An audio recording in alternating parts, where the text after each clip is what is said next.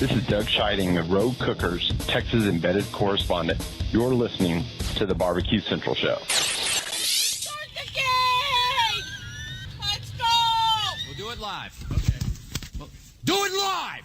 I'll write it and we'll do it live! So to get that perfect barbecue, you use wood. Are you sure it's safe? Whatever. We put the lighter fluid on, strike the match, and... Oh! Should we call the fire department? That might be a good idea.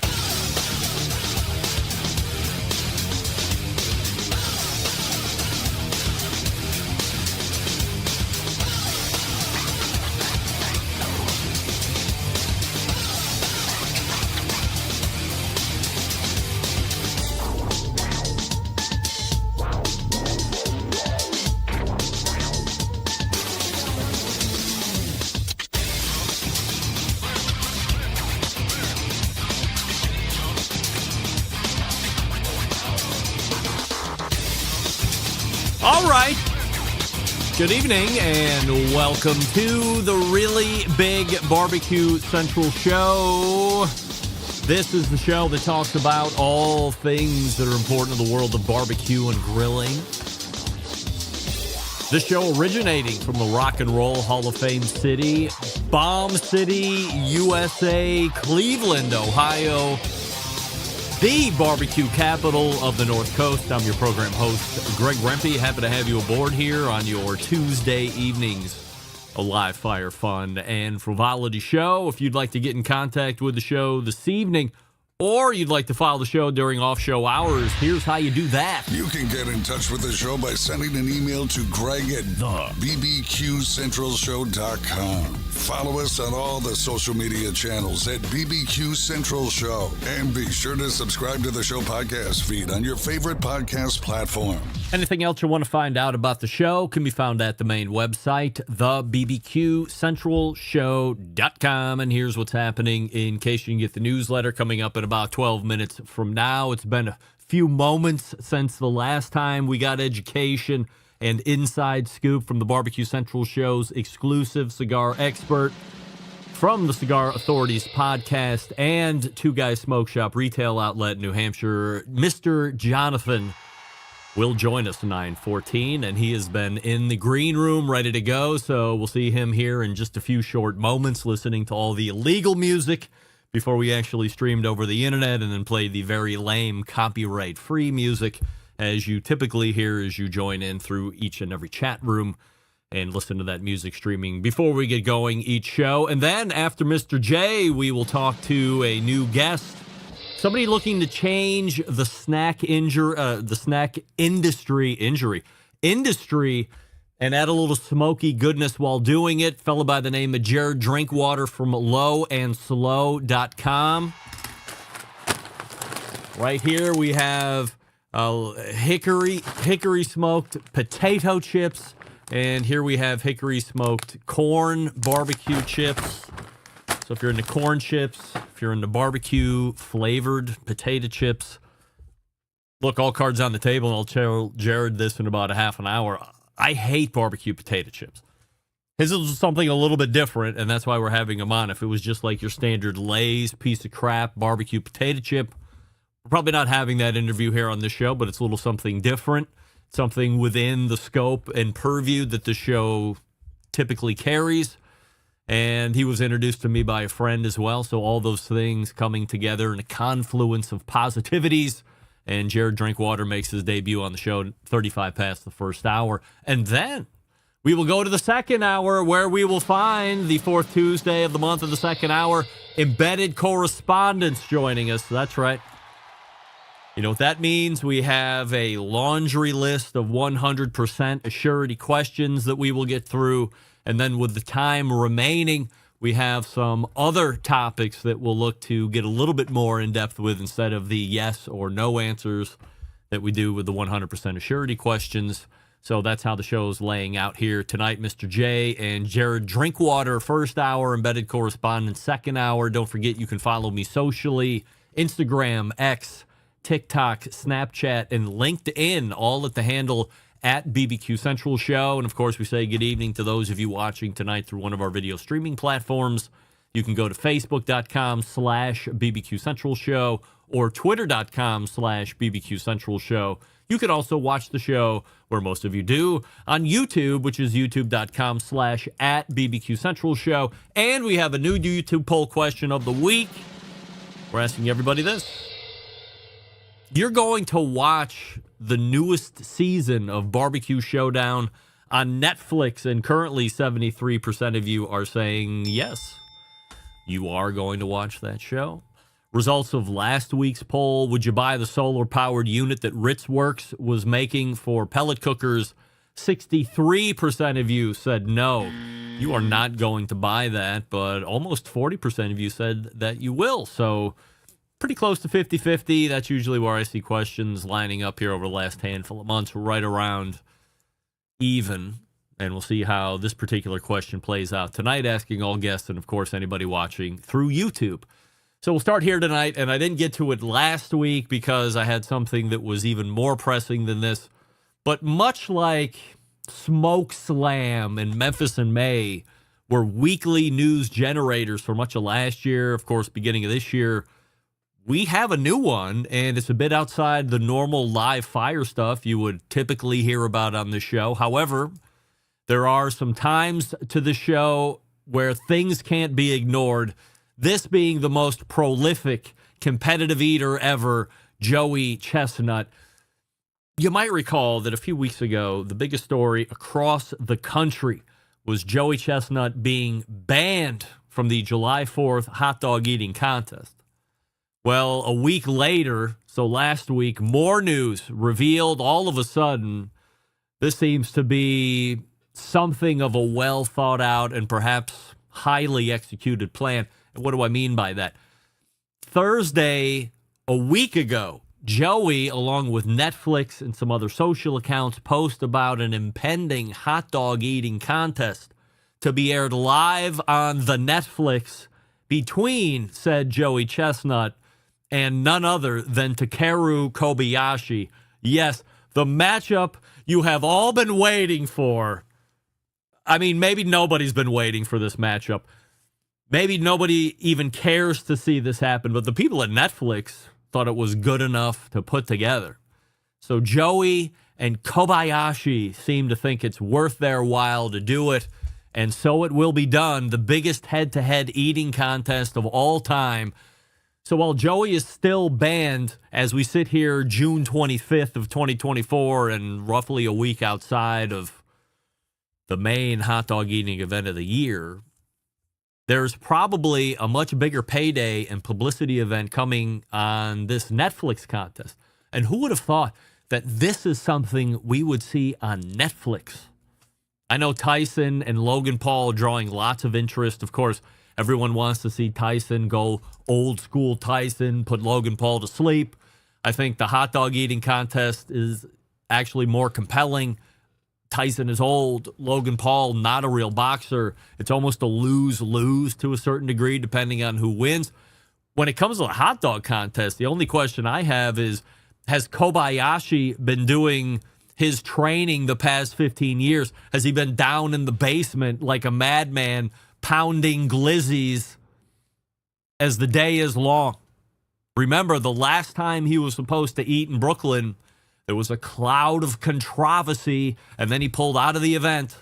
Joey has not relinquished control since. Now, assuming Kobayashi is in top eating shape, whatever that means, we could see a great eating event. Plus, this can be done in weather-controlled environments, ensuring that no outside factors need to be accounted for. We could see 80-plus schweens and buns going down one or both of these guys' gullets. The more I'm talking about it, the more excited I'm getting. If you only had the option of watching one event, which would it be? Would it be the boxing event between Tyson and Paul, or is it the eating match between Kobayashi and Joey Chestnut? Let me know what you think. That's the unofficial YouTube poll question of the week, but I am so excited. Remember, there have been plenty of times over the last handful of years when Brooklyn has been hot and humid, and Joey has made specific reference to the fact that he doesn't think he's going to be in a world record type environment because it's too hot and too humid. And somehow that stymies his wiener intake. In this instance, air conditioning, no wind, just counters. You could have a large studio audience well away from you so you're not feeling the tens of thousands of people on you like you do in Brooklyn. Totally controlled. I could see 80 plus. That's a number I never thought I would say out loud, but given what could happen in this event, we'll see. Now, also, I know that the Tyson Paul thing has been put off because, look, Tyson's old. He's got injured. We'll see if it actually comes to fruition, but I'll be looking for your thoughts as we work through the show. Would you rather see the boxing event on Netflix or the eating event on Netflix? As we know, Mr. J is in the green room. He's ready to rock and roll. We'll talk to him here in just one moment. Before we do that, we talk about our pals at Winners Products. The Members Mark Grill, the Pro Series Members Mark Grill, both a 5-burner and a 4-burner. Say hello to the future of grilling with their patented thermostatic control technology. 2 cooking modes that allow you to cook the way you want. First up, barbecue mode. The traditional grilling experience with variable temperatures, giving you control at each burner to adjust exactly the way you want it to on your terms. Or you can then change to the oven mode. Simply set the thermostatic control dial and your desired temperature. Your grill transform into a precision oven. The choice is yours. Members Mark Pro Series with the thermostatic control now available at your local Sam's Club store. And as I've been telling you over the last couple weeks, I have found myself going to this grill on purpose as a man who has plenty of different cooking vessels and plenty of different fuel types to choose from and can have them all going at one time if I want. The last handful of times, I'm going to the Members Mark Pro Series grill. The stainless is sexy. The build is great. Heavy-duty grill grates, of course. So 3-4 days ago, it was a pair of pork tenderloins. I went immediately to oven mode, 250 for about 25-30 minutes. And then we went into grill mode specifically to lay a sear at the very end. Brought them up to the internal temperature of 140 degrees. Got everything else ready. They probably rose up to around 145 or so. Perfection. So convenient, so easy to use, and again, only available at your local Sam's Club store. So if you're not a member, you will have to become a member, or you just go to your neighbor's house and steal their Sam's Club card, and then buy the Members Mark Pro Series grill. Again, all stainless steel 5-burner. They do have a 4-burner option, not all stainless. But either one of them have that patented technology on there, and you don't have to plug anything in. Simple as that. We are back with our pal, Mr. Jonathan, to talk a little premium hand-rolled cigar action. Stick around. We'll be right back. You're listening to the BBQ Central Show.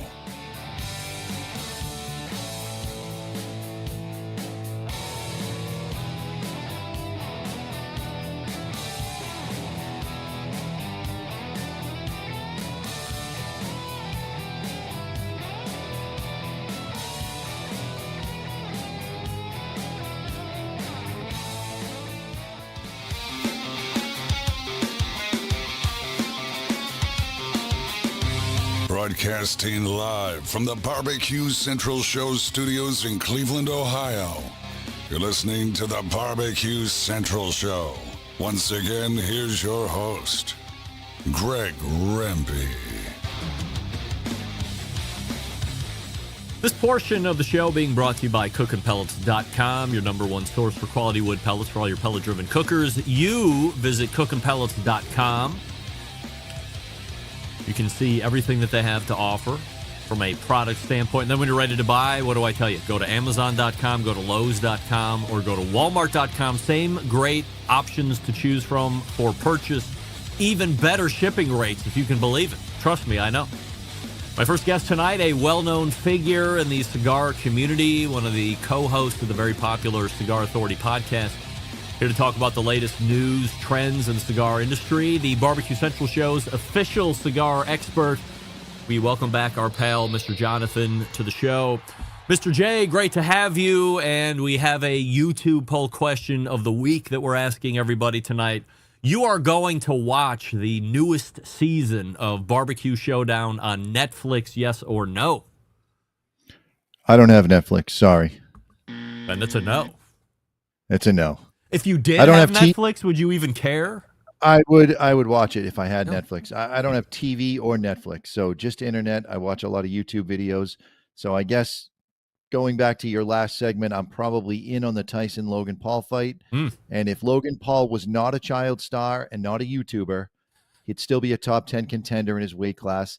And he's one hell of a promoter, which can do the most important thing in boxing, which is get butts in the seats.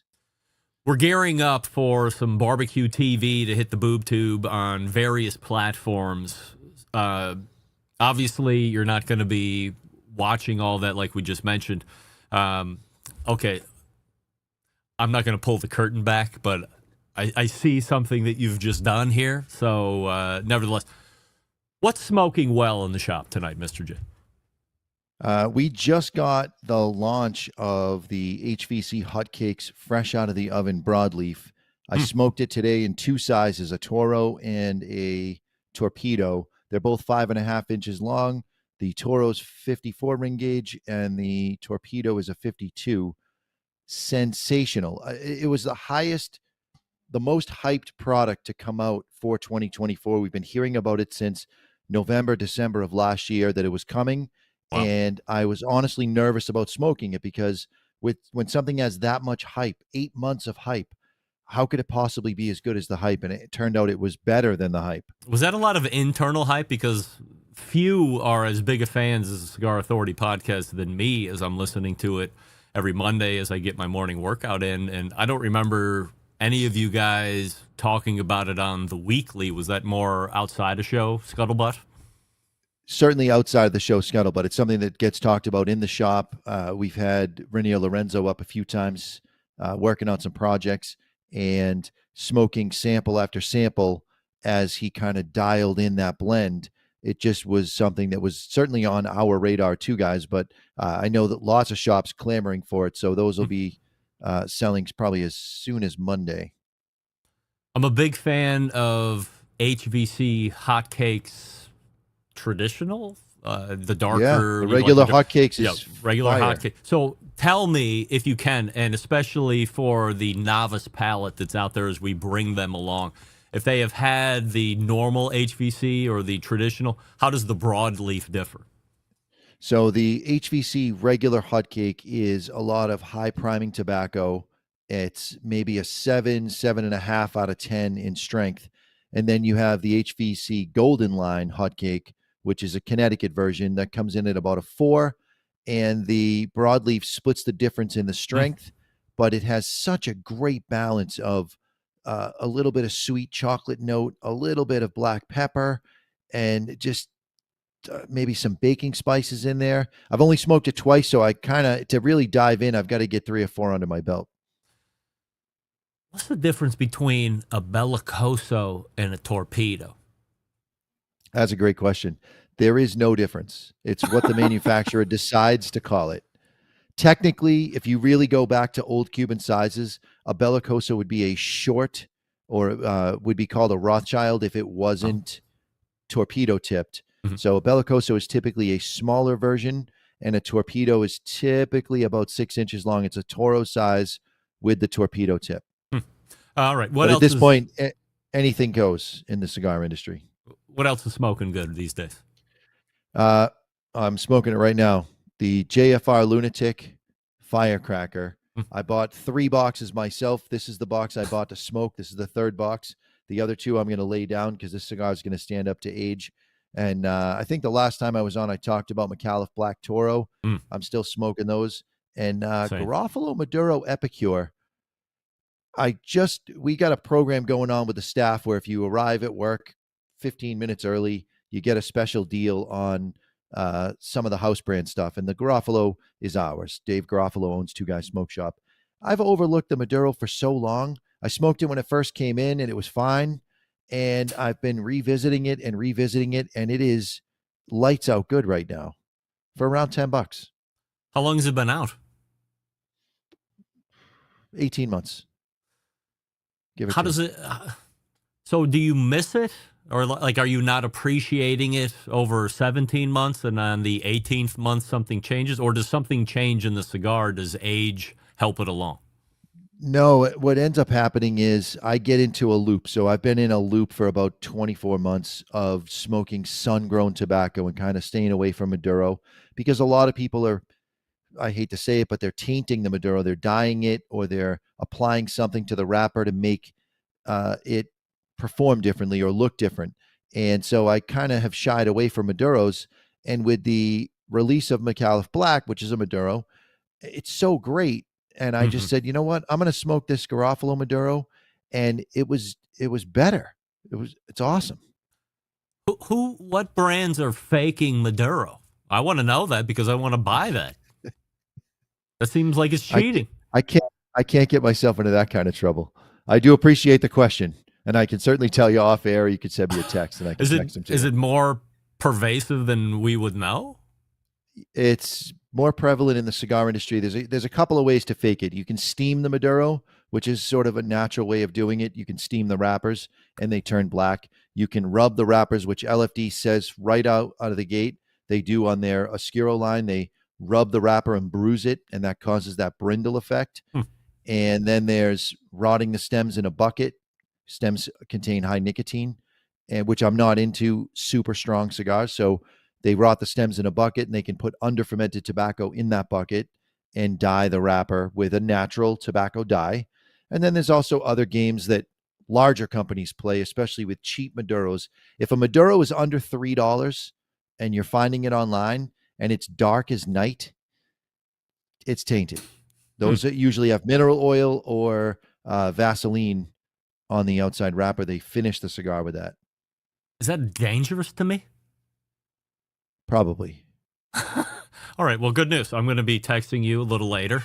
I'm getting all the names of people that I will not be buying cigars from. Easy enough.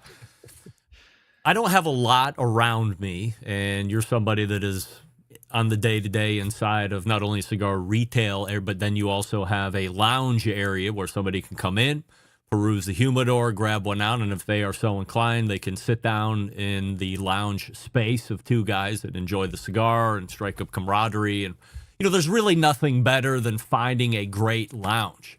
There's one not too far away from me, just on the skirts of Willoughby where I live. I want to like it. It appears to be, pardon my French, a shithole. It looks bad.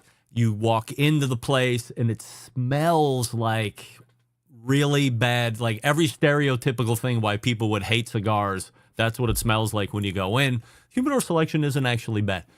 What makes a great lounge and what makes a shit lounge? The better lounges are going to look after the ash, which is 90% of that bad odor. If you've ever left a cigar that you were smoking in the ashtray in the car and you come back the next morning, it reeks in the car. If you were to take that cigar and not leave it in the car and close the ashtray, the next morning you might not even remember you smoked in the car. So the ash is the number one thing. If they can clean the ash out, and we have a protocol where every 30 minutes someone's got to walk through the lounge and we get the ash out. Air filtration with the easiest way to do it is with a dump system, but then you end up running into problems with air conditioning and heating, being able to maintain the temperature. So a good smoke mitigation which has fresh air intake and can help to mix the air after it's been filtered. Again, you're trying to remove ash particulate out of the air. It's not the smoke itself. The smoke from a cigar is awesome. It smells like money. Well, to me, it smells like money. But the smoke itself is one of the things that's appealing to a cigar. So it's not the smoke, but you've got to get that ash out of the air. And that's what separates a good lounge from a not so good lounge, is keeping up on your filters and being able to filter that ash out of the air and keep it out of the ashtrays. If I'm walking out of a lounge and I get into the car and I'm offending myself with my stink, that should be clue number one that they just don't care. They either don't care or they don't know. I've run into they have to get in their own cars and be offended too. You sort of you get comfortable in the filth, I guess. I mean, I know we have some lounges up here. Listen, the guys that own the lounges are awesome, but I don't want to go in the lounge because that's where COVID started. Yeah. They're so disgusting. So you gotta own a vacuum and a dry mop, and you've got to not a lot of carpets everywhere. The less carpets, the better, and bare floors, and you get the ash up and out, and you're okay. When it comes to cigar selection for lounges, and we could look into doing a whole how to start your own cigar lounge someday if people even cared to do that. I think would probably be a little too far in the weeds with my clientele here, but what kind of a selection should I be looking for to gauge how good a cigar retailer is? A good retailer is going to have a selection in a range between, say, $5 and $75, and they'll have several choices at each price point between, say, $5 and $30, and they may have one or two high-priced items. You know, there's certain brands that can command a price like $75. Davidoff is one. Byron is another. You certainly can, if there's a good enough reason why you're charging the money, and the staff should be able to explain that to you, not just, oh, it's delicious, I like it. All right. There's plenty of cigars out there that are very expensive that are not very good. And we'll get into the pricing of cigars later on with another one of your questions. But you want to have a good variety of, say, 5 or 6 cigars at each $5 price point, from $5 to $30. And the cigar shop should have a couple of high-priced, high-ticket items for what if you're celebrating a birthday or a wedding anniversary or anything. You want to have something that is a little more pricey than what you'd normally spend on yourself, or maybe someone's buying you a gift and they want to show their appreciation, get you something really nice. And there is a difference between a $75 cigar and a $5 cigar if the cigar was cared for properly. Let's take that a little deeper as far as price, because I think much like going to a high-end steakhouse, if you're going to pay $75 for a steak or $100 for a steak at a Morton's or one of these other high-dollar steak joints across the country, or an independent one like St. Elmo, there's an expectation that it's going to be a unique experience. I think people would also have the same expectation if they're spending towards $100 on a single cigar. Would you say, by and large, that cigars that are $75 plus have that QPR or quality price ratio, or will they tend to fall short? This particular $75 cigar that I carry in my shop is a Byron, and it's 9 inches long. So if you were to take the Poema size in the same brand family, it's only 4.5 inches. So you're almost 3 times the length, and you're only 3 times the price. So from a dollar cost averaging standpoint, if you like the way Byron performs and you like the way it tastes, being able to smoke it for 3 hours, worth the price. I would say most times when you get into the multiples, so you go from a 5 to a 10, you're definitely doubling up. When you go from 10 to 20, you're only about half again. When you go from 20 to 40, you're half again, and so on. And so you end up with that law of diminishing returns when you get to a point where you're at $100 on a cigar. There isn't a cigar worth $100, in my opinion.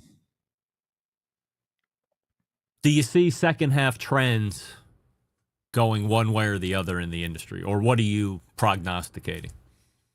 Cigar makers, and I think you asked a similar question a couple times ago. Cigar makers are starting to get into lower priced, higher quality cigars. So they're going to give you an awful lot for not a lot to be able to shock the market. And we call this the McAuliffe effect on the Cigar Authority. McAuliffe came out with, when everyone else was coming out with $100 cigars, McAuliffe launched a $7 Robusto and an $8 Toro. They ended up getting Cigar of the Year. The volume is beyond anything I've ever seen for any Cigar of the Year in the 13 years I've been in the industry, 15 years on the show.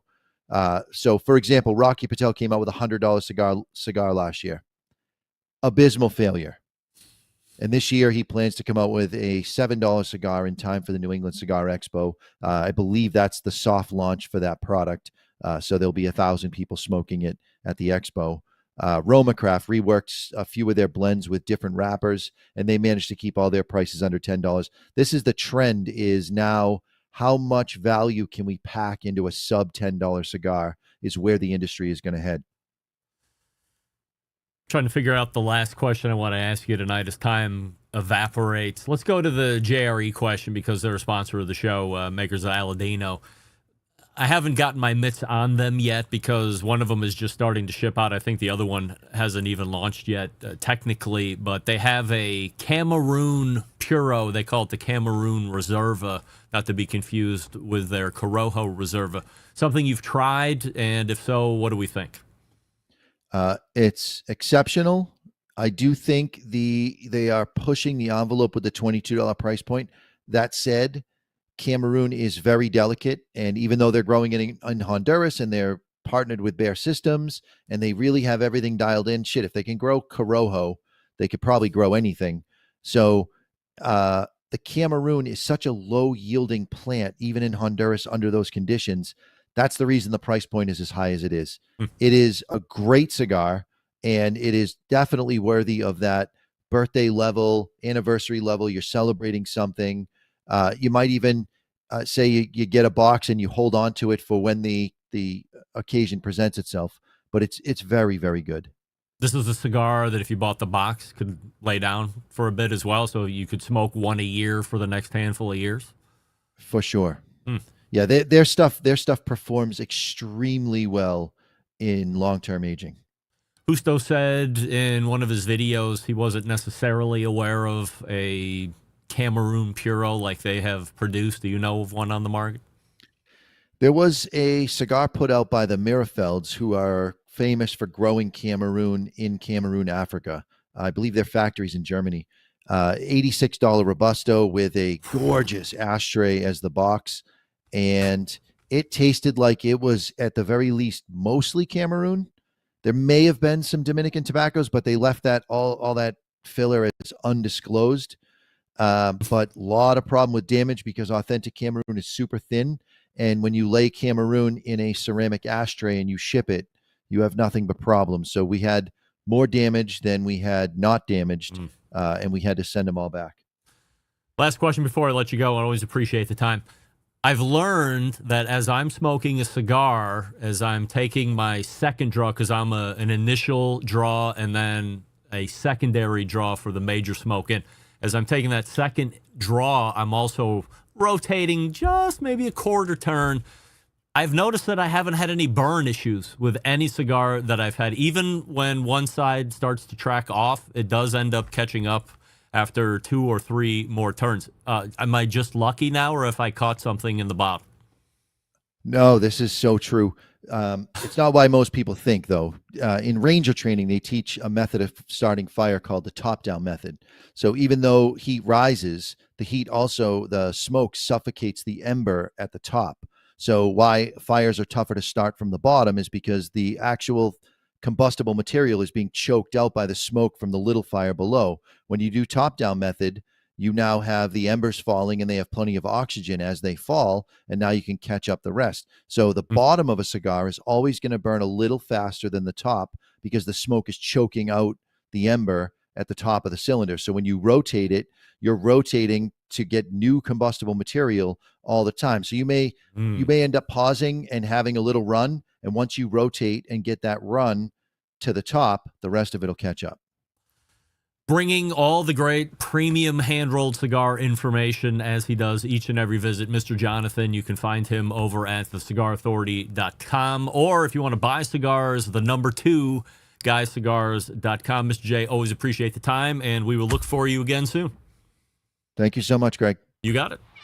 Mr. J right there, bringing the premium cigar content on the premium hand-rolled cigar industry, as he always does, and we certainly appreciate the time that he gives to the show and makes us just a little bit wiser, a little bit more educated. So now you can go to your premium cigar retailers. There is a Aladino lounge, and I don't know why it's there. No offense, but it's in Greensburg, PA, and my daughter and my daughter's boyfriend are 5 minutes. I think it's like Nicholas Lagasta or whatever it's called. I follow him on the Instagram. So he's got 10 boxes coming in. I've already asked him to put a box aside. I'm going to chase Quentin down there and have him hold it till I get down there in a week or two to move them into the new apartment. But there's an Aladino lounge in Greensburg, Pennsylvania. There could be one by you. They're getting the first crack at the Cameroon Reserves. So always appreciate Mr. J. Jared Drinkwater from Low and Slow will be coming up here shortly. Let's talk about Primo and their game-changing oval design. What do we love about ceramic cookers? We love that they're fuel efficient. We love that you can achieve low and slow temperatures for traditional barbecue meats. We love that you can get rip-roaring hot for the high-temperature grilling of steaks and other thin cuts. But what's missing in the everyday lineup of ceramic cookers? The real ability to do true two-zone cooking. Two-zone cooking, very important to both professionals and backyard cooks alike. It's the best way to manage a fire and cook with confidence. However, getting a two-zone fire in a round ceramic cooker is not very realistic. Why? Because it's round.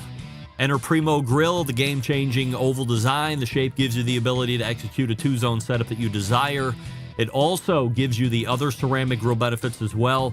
When you break it down, there's more than 60 different ways to cook on the Primo cooker, so you're only limited by your culinary imagination. Yes, they have all the accessories that you want, and they're only sold through dealers. So you have to go to primogrill.com. If you don't know where the nearest dealer is to you, go to the dealer locator portion of the website, type in your zip code, and then find where it is. Go visit in person. Touch and feel all the ovals, and then take the one home that best fits your needs and your budget. I always recommend at least the XL because nobody has ever complained getting a grill that's just a little bit bigger. People have always complained about having a grill that's just a little bit too small. Should have got the bigger one. That's right, you should have. Here's the bottom line. Best ceramics in the biz, you know it. Patented technology, of course. True two-zone cooking capabilities with multiple sizes, yes and yes. Primogrill.com. Again, sold through dealers. Visit on Facebook and Instagram. That's primogrill.com. Barbecue chips. But are they the standard or are they game-changing? You decide. We'll be right back. You're listening to the Barbecue Central Show.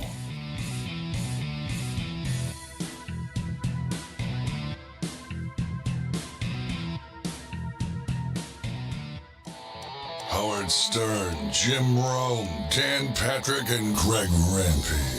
The Mountain Rushmore of talk show entertainment. Now, let's get back to the Barbecue Central Show.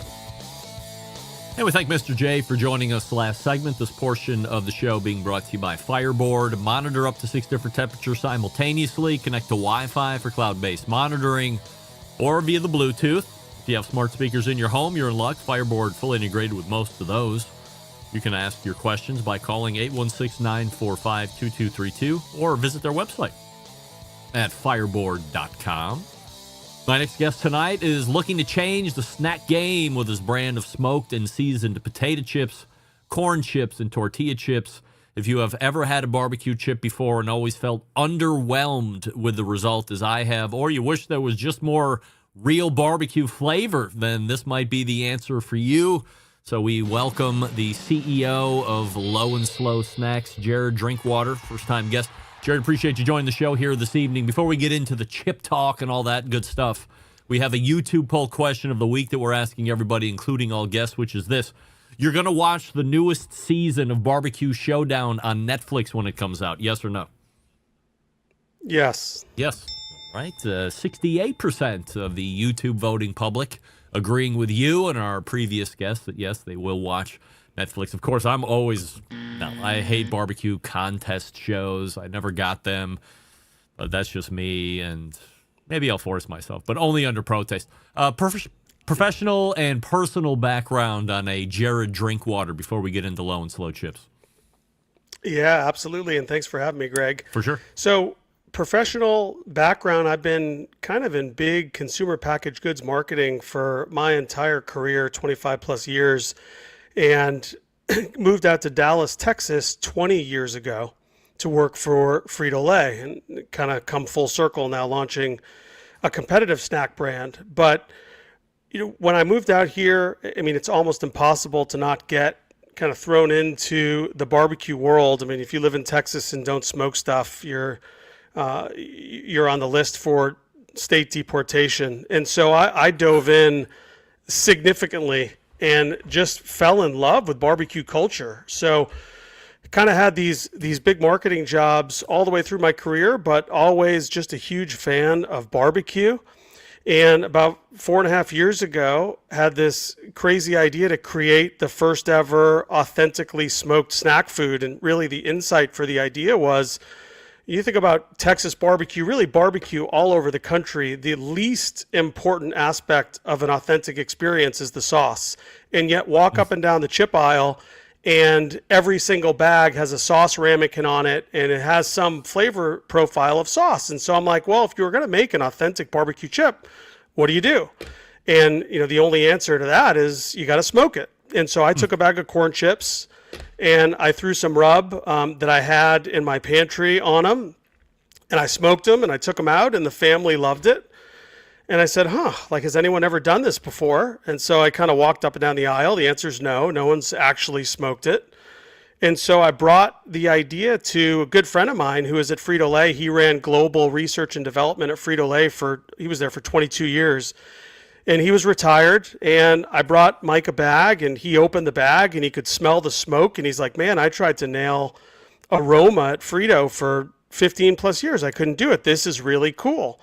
And so literally we just, for about 2.5 years, tinkered in his backyard trying to figure out how we could create a scalable way to manufacture smoked chips at scale. And we cracked the code. And then I had to find someone crazy enough to smoke them for us because we couldn't keep doing it in Mike's backyard and service Walmart.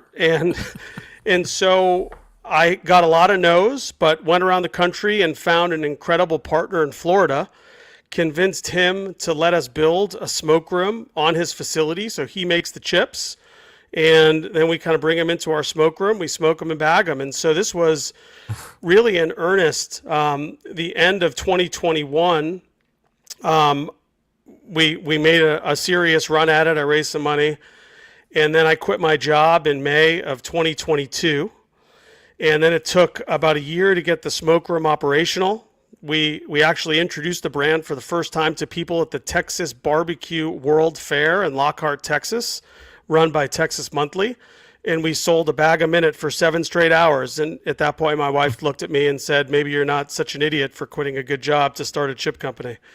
And that's kind of the journey, Greg. We're kind of coming up on year 2 of being in market. We launched in HEB and Tom Thumb stores here in Texas, July of last year. We starting to kind of slowly make our way around the country. We're actually launching in Kansas City and St. Louis this week. We just launched into 301 Walmarts across Texas, and we've got our sights on Kentucky, Montana, Indiana, Nebraska. We'll ultimately get kind of all over the Midwest and South before we kind of go elsewhere. But that's kind of a long-winded way of giving you the update on how we started the company and where we are today. You're inside Frito-Lay.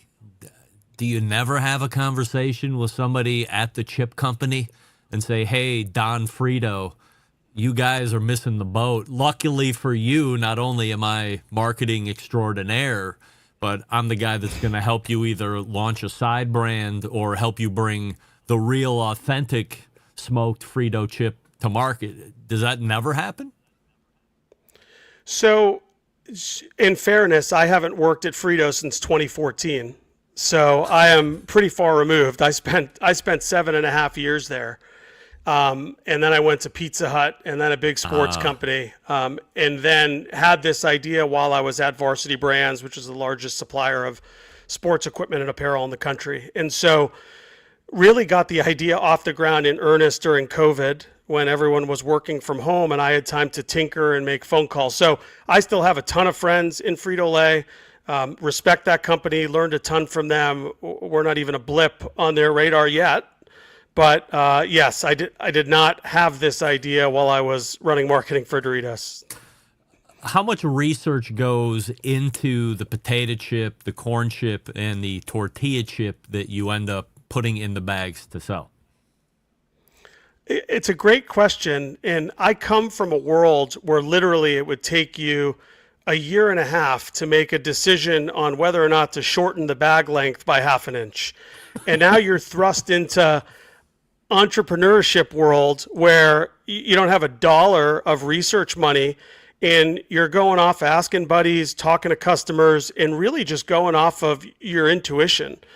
And so really the way we came up with our rub formula and then the ultimate recipe for our corn chips and our potato chips was just a ton of trial and error.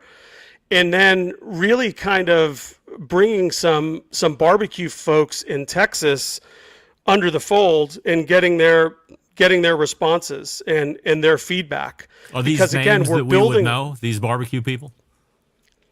You know, there are a few that you would know. Does one's name rhyme with Schmerin Hanklin? So it's really funny. Yes, Schmerin Hanklin did try our corn chips about 2.5 years ago. Yeah. Become friendly with the gentleman who has run his smoking business venture and actually the former CEO of Stubbs Barbecue. Amazing guy who actually connected us, Greg, Matt. Yep. Yep. And so I sent Matt a few bags of corn chips, and supposedly Mr. Franklin served them on chili that he had at a barbecue a barbecue Super Bowl party back in February. God, this must have been 2021. So, you know, a lot of those guys have tried us. There's a handful of barbecue influencers that have just been so incredibly supportive for our journey. A gentleman by the name of Josh Hunt. Josh Hunt Griddlin is his Instagram handle. He's been kind of a supporter from day one, an ambassador for Traeger, did a lot of stuff for Blackstone, has his own cookbook out there. He's been an amazing friend and advisor. And I've gotten to know, you know, probably 25 of the top 50 pitmasters in Texas just over the last 2 years doing barbecue festivals and networking.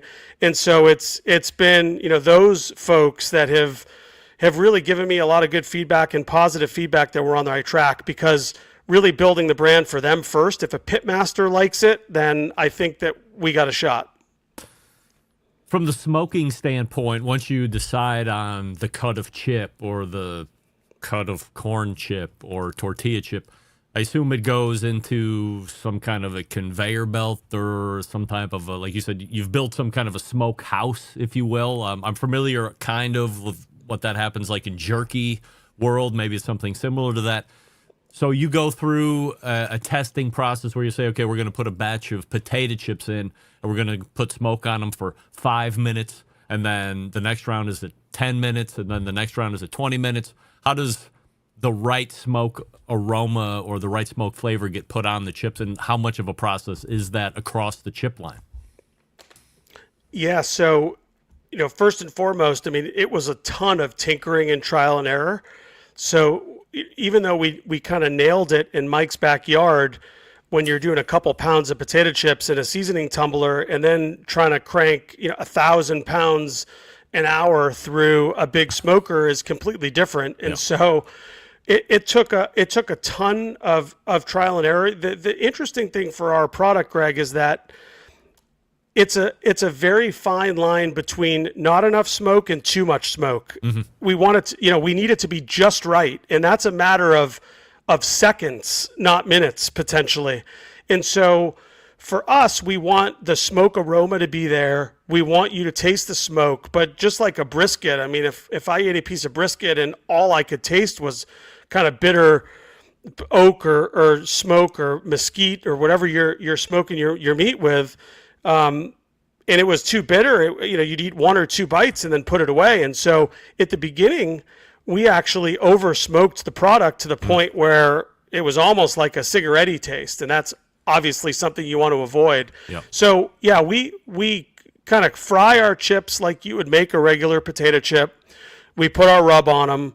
We run them through a huge smoker that never existed. So it's kind of nothing you can buy in Ace Hardware or Home Depot. I mean, we fabricated a bunch of equipment specialized for this, and it works. And so we're still learning every day. I mean, the tough part is, you know, hosting this show and knowing a lot about barbecue is that you're dealing with live fire and science. And so the atmosphere, the weather conditions, how humid is it in your smoke room, all that stuff goes into how good and consistent your product is. And unlike every other snack food brand that can basically make the same exact tasting chip every single time, we're still honing in on our craft there. Texas is a pretty proud state. You end up manufacturing these in Florida. Was Texas not an option? Texas was not an option. Really? And the reason being is that the majority of chip production facilities in Texas are either owned by retailers that only do their own private label, or Frito-Lay. Right. And Frito-Lay certainly wasn't going to make them for us. And the retailers weren't either. And so I had a couple conversations with some smaller companies, but nothing really materialized. I mean, it took kind of someone that shared my vision for how unique this was going to be to give us a shot, because when you add kind of a proprietary process that has live fire and smoke included, a lot of people get scared away by that. And our partners in Florida dove right in with us and really helped us build the process that we've created today. Is it all warehoused? People are pretty cool about it. Yeah. Is it all warehoused and shipped out of there as well, or does it have to make one leg of transport back to Texas before it gets shipped out? So, I mean, everything gets shipped out from a warehouse in Florida. Mm-hmm. I've got a small warehouse in Farmers Branch, Texas, which is right outside of Dallas, and always have product on hand. I fulfill all of our e-commerce orders today and send out samples to retailers and barbecue influencers from there. And then, the shipments all leave from Florida to wherever they need to go. I was just trying to think of this great follow-up question that I'm not going to think of at this point, but that's all right. Aside from the existing product line, potato chip, corn chip, and tortilla chip, which, by the way, is sold out online, so those must be very popular. Anything else on the horizon, or are we going to stick with this core group and ride for a little while? Well, I got to tell you, and I'm an open book here. We say sold out on the website. I just haven't updated it yet. We stopped selling tortilla chips. Oh, all right. And the reason being, not that people didn't love the product, but we launched everything in a 5 or a 6 ounce bag. And what we learned pretty quickly is that a 5 ounce bag of tortilla chips is in no man's land, because everyone's buying huge bags for $3 for parties. And so we will retool that product. We're already tinkering with some new rubs that I think would be really good. I mean, it was awesome making nachos with those things. Your kitchen would smell like a smoke room, because you'd put them in the oven and the smoke would just kind of exude from the chips. So we'll be back. So right now we're rolling with corn chips and potato chips, and we actually are getting ready to launch barbecue smoked cheese puff at the end of August, early September. That has gotten rave reviews. We actually debuted it at a salty snack trade show, and then I sampled it at the Troubadour Barbecue Festival in College Station last month, and people were digging it. So I'm really excited about that one. How often are you on the road? A lot, man. Yeah. I mean, brand new company is it's hand-to-hand combat. No marketing budget. If you're not out there selling every day, no one's going to do it for you. And so what I'm trying to do is kind of get on the road. I mean, I always have chips in my trunk, and I'll give them to anybody that'll strike up a conversation with me. Not to the point where I'm like super annoying about it, but you always have to be selling your brand. Yeah. We do a lot of barbecue festivals because that's the connection we want to have. I mean, what other salty snack company can show up to Memphis in May authentically and give away product? And so as we start to kind of plant seeds around the country as we leave Texas, you'll see us in other markets. So we did sample at Memphis in May. We actually became the unofficial salty snack of their VIP room, because the dude running the VIP room tried a bag and loved it, and so we gave him a bunch of sample bags for everyone back there. We were at Barbecue Fest at GEHA Arrowhead Stadium in Kansas City this past weekend. I met some wonderful folks from the Kansas City barbecue community there, and we launch in about 170 stores across Kansas City and St. Louis this week. So my whole goal is to really create a barbecue brand first, chip brand second, and the only way you can do that is if you if you show up to these events and, kind of act as close to a pitmaster as you can be. I like to say we're a barbecue joint that smokes chips instead of meat. Where do you see it in 2 years? Well, in 2 years, I hope to see it in a lot more places than it is today. And that'll be determined by, obviously us striking up relationships with distributors and retailers. But I see us in a couple years almost redefining a subcategory in salty snacks. And so when you walk up and down the chip aisle, a lot of grocery stores will merchandise things by product line. So you got all the pretzels together, all the tortilla chips together, the potato chips together. Yep. And one day, whether that's 2 years, 5 years, 10 years from now, I'd love to create the smoked section and have a 6-foot plot of land in every salty snack aisle in the country that basically is your source for authentic barbecue snacks. And so we have smoked every salty snack literally on the planet. The only one we couldn't figure out initially was pretzels, because the smoke was having a really hard time absorbing to like a pretzel rod or a heart. And so we cracked that code by using pretzel pieces. And so you'll see us come out with all different kinds of sub-products within the salty snack world. So our innovation will span products. It'll span wood. So right now we smoke everything with hickory, but we're looking at bourbon oak. We're looking at cherry wood, oak and pecan, because we're not smoking for 18 hours or a little bit too subtle. But we're going to have a lot of fun with different limited time only woods. And really love this idea of this bourbon oak. I mean, we've smoked stuff with that. The alcohol taste is almost too much, so we're kind of playing around with that a little bit.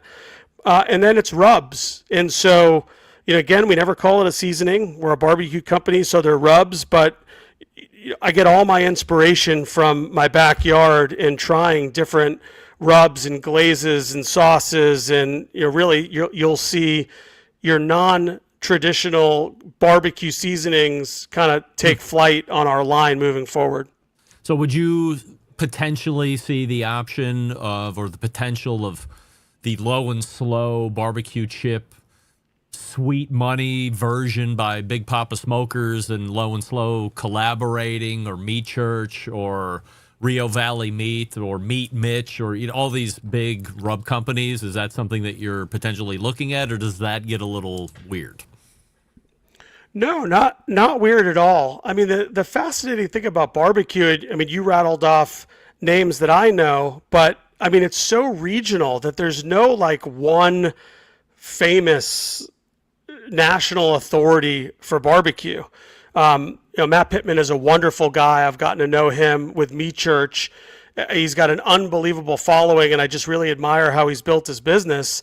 And, so yes, I mean, doors are always open for collaborations. It would just need to make sense on kind of more of a national level for us to consider it. I mean, it gets really hard to do regional flavors on chips when you're trying to distribute nationally. It doesn't mean you can't do it. I just remember at Frito-Lay, like when we tried to do NFL packaging in every team market, it was like a supply chain disaster. Yeah. So, we're going to try to keep it a little one size fits all to start as we expand across the country, but love thinking about those collaborations. I mean, aspirationally, figuring out a way to collaborate with Yeti or Traeger or some of these barbecue brands that you wouldn't necessarily associate with a snack food brand. I think if we build things the right way, we might have a lot to offer them one day, and certainly they're incredible national brands. Let's say in 2 years, last question, and I appreciate the time here, you're exceeding your wildest expectation, and here comes Frito-Lay walking into the door, and they're like, Jared, let's have a meeting here. We see you really starting to dominate this new category. Congratulations on being a visionary. We're going to stroke you this check. We're going to buy it. You're going to walk away and buy a yacht and be happy. Interested in that? Well, I'd be lying if I didn't think about that. But it's certainly not on my mind right now because I got to figure out how to get chips in somebody's shopping cart first and foremost. And so for us, I think if we build something special, people love the product, we carve out a really cool niche in barbecue and snack food. It's not a niche. I mean, it's the third biggest flavor profile in all of snacks, followed by cheese and hot. So, man, if we're having that conversation one day, Greg, it would be pretty neat, but I try not to really think about that too much because there is so much work ahead of us. Busy guy talking about the genesis of Low and Slow. And by the way, what a great website you were able to snag, lowandslow.com. It doesn't get any easier than that. Very good. So congratulations on getting that website. If you're interested, hit the website, buy them up. You're available for retail right there online, e-commerce. And as Jared was talking about, slowly and actually quickly rolling out here across regions and nations. Jared, appreciate the time here this evening. Also appreciate the sample chips that I got. They're very good. They played very well in the house. And this is a discerning and, should I say, snobbery barbecue household. So passing the test here, I'm not saying that's your definite gauge for success and ultimate multi-millionairesmanship, but certainly isn't a knock against, that's for sure. So continued success, and I appreciate you coming on tonight. Thank you so much for having me. Great to talk to you. Jared Drinkwater right there. Lowandslow.com is the website if you would like to check them out. And then buy it up. You can get a box. Comes in a nice box. Comes in a nice box like this. A couple bags of each. Both the tortilla and the potato chip. Here's what I'm going to say. If you don't like traditional barbecue chips, then try this.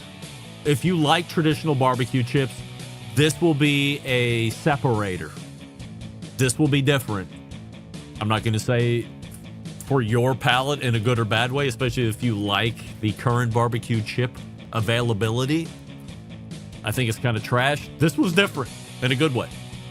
So check it out. Lowandslow.com, and we'll be back to wrap up the first hour right after this. Stick around. We'll be right back.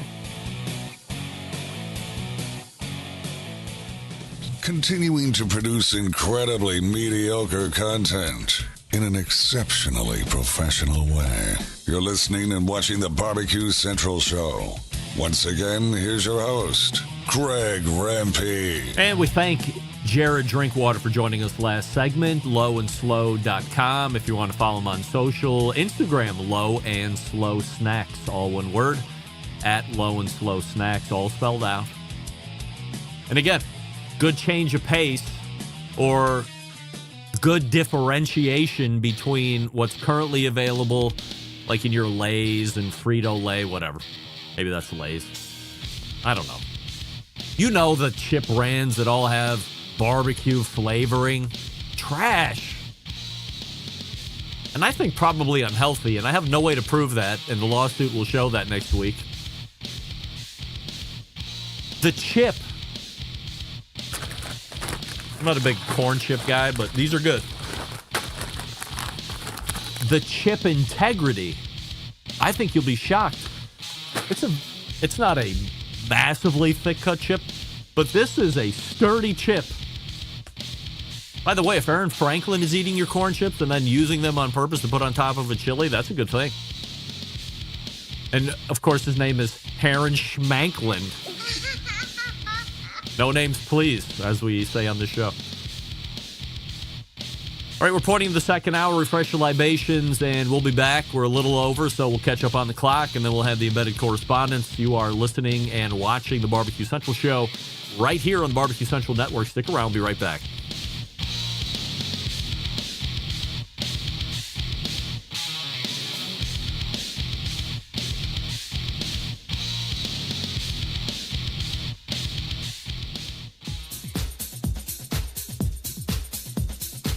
Happy to have you aboard here for the Really Big Barbecue Show. We cook because we have to, and we grill because we want to. Hit me. Fine, How you doing? You have a great show. I'm a big fan. Boing. So what seems to be the problem here? This man looks like he's dead and he's in the crackle. Charbono! It's all about the Charbono, dude! Succulent fish. What? He ate sushi or wiener. But listen, Lavernius, shut your face. I'm shaking like a dog shit peach seeds. We have top men working on it right now. Top men. And just like that, we're in the second hour, Barbecue Central show, where we talk about the most important things happening in the live fire industry today. You will hear about it on this show, of course. Yes, why not? Where else are you going to hear about it? Nowhere. Jeff Andreezy orders some chips. Look at that. Ringing the till. Just like that. Very quickly. I think you'll be very happy. Hit me. Smoking Joe's Pit Barbecue. I want to see you eat some chips live. Oh, yeah? We'll do it live. Fine, Joe. Do it live. I'll write it and we'll do it live. Is that annoying enough?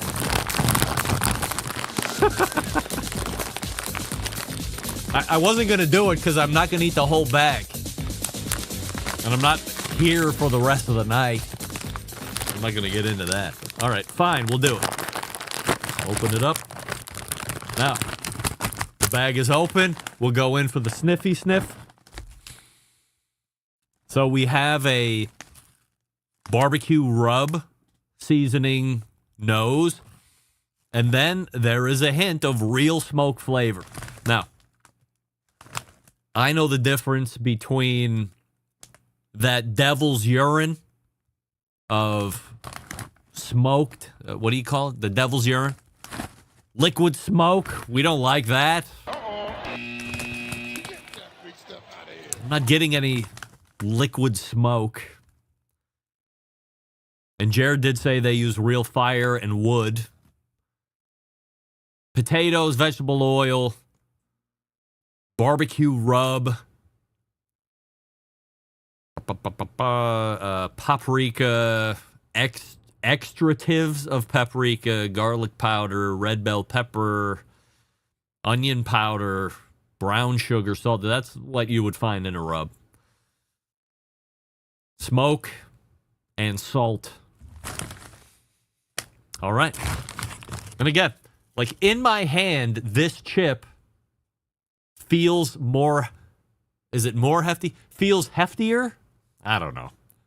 Than the normal chip that you would find in the everyday bag. All right. Let's go. I'm trying to find a big chip for ASMR.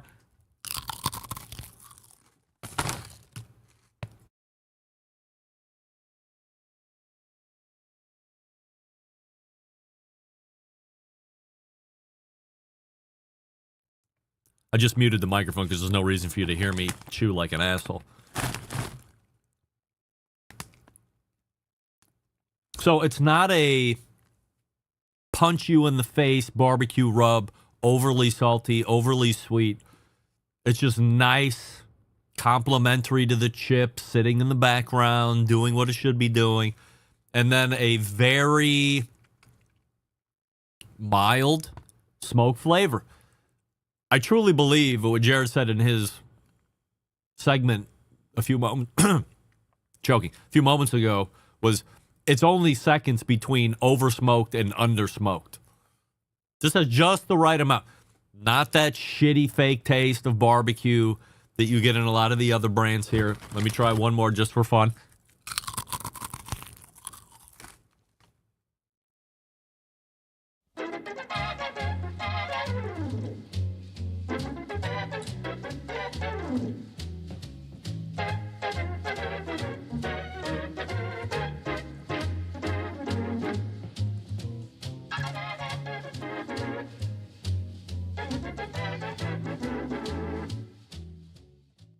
That second chip really confirms a nice light. Everything is complementary. The rub is working with the smoke, is working with the flavor of the potato chip. And the potato chip is a nice, firm potato chip. It's got some nice heft to it. I think this thing could take a drop from about 4 feet and the integrity of the chip remains because it's not cheap. It's not going to have a lot of bag breakage. I don't know if that's a industry term. Yes, I think that's pretty good. And it's way better than regular potato chips. Oh, there's a very nice potato situation going on in the back end here. Long finish, but not in an annoyingly fake way. Nice smoke flavor. I think you'd like it. Be like Jeff. Go on to the lowandslow.com. How do you get that website, lowandslow.com? Did I not even think about trying to get that and having it as a redirect to Barbecue Central Show? Shame on me. I think you'll be happy with it. I'm not going to try the corn chips because I'm not a huge corn chip fan. But I did try the first bag.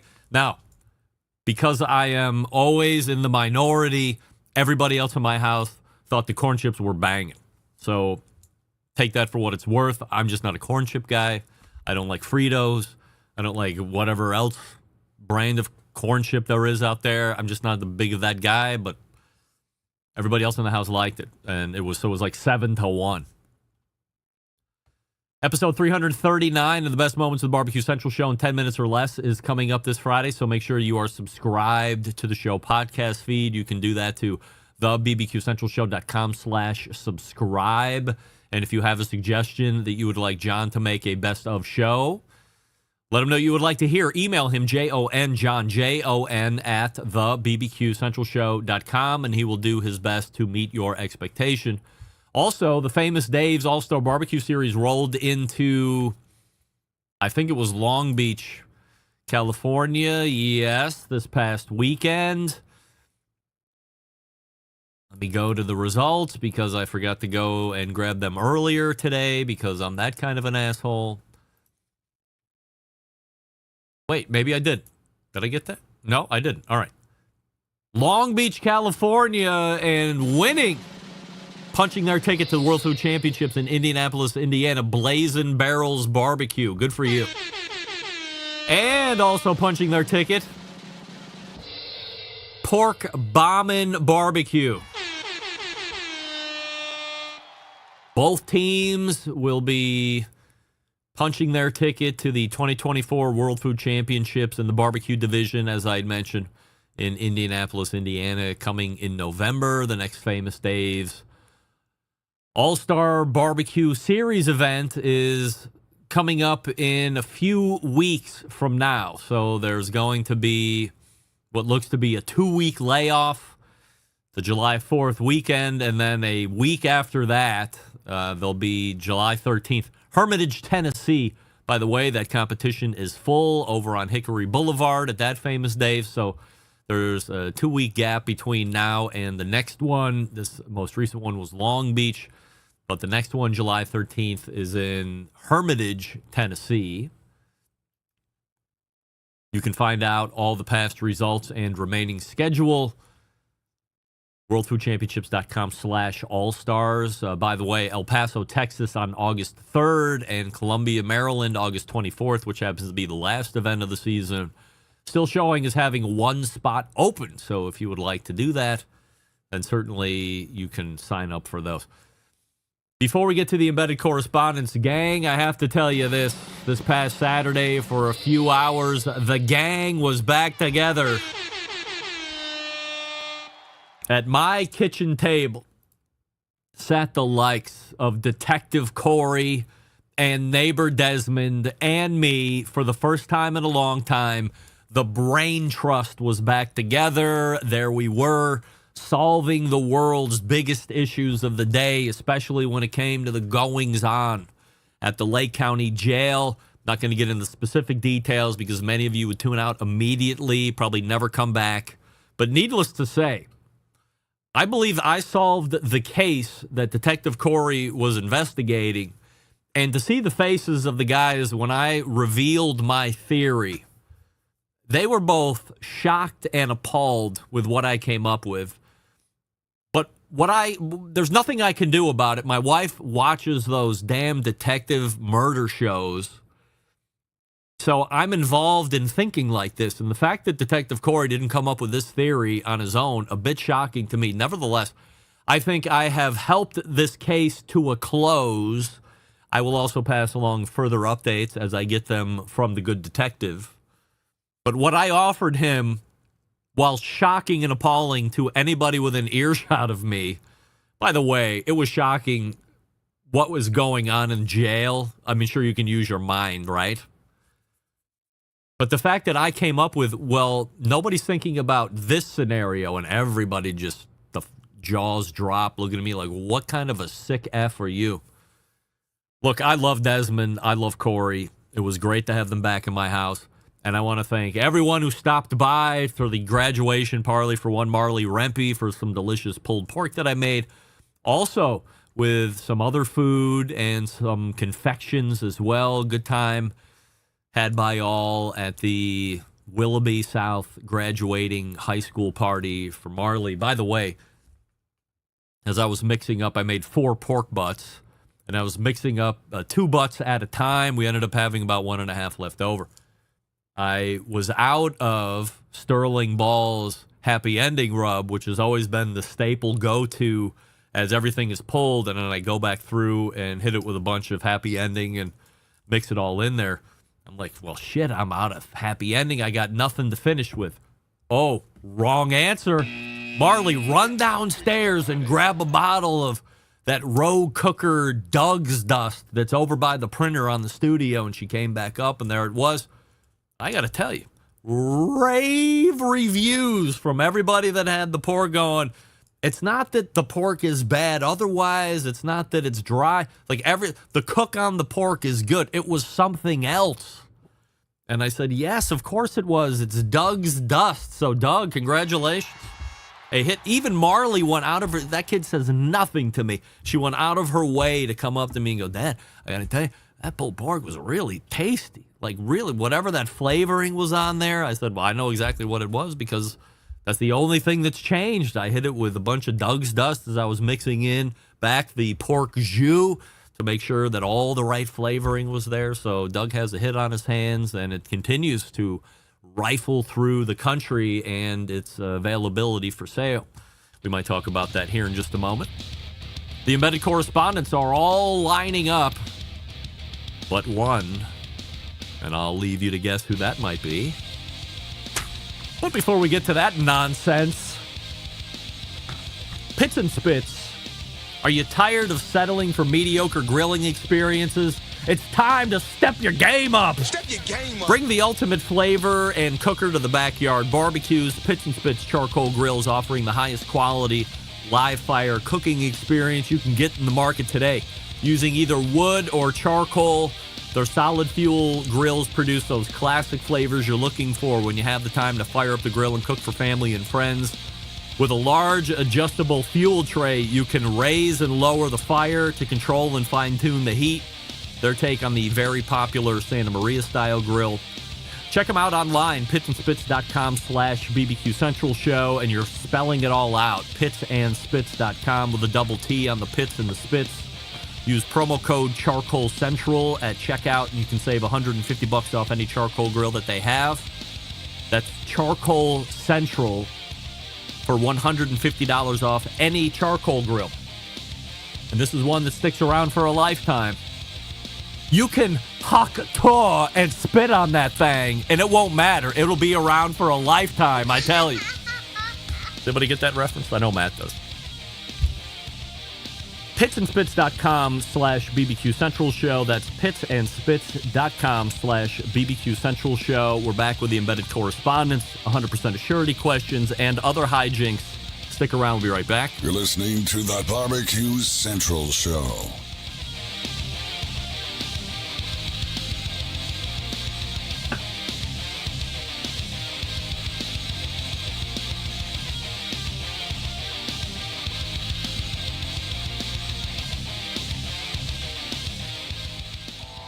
Howard Stern, Jim Rome, Dan Patrick, and Greg Rempe. The Mountain Rushmore of talk show entertainment. Now, let's get back to the BBQ Central Show.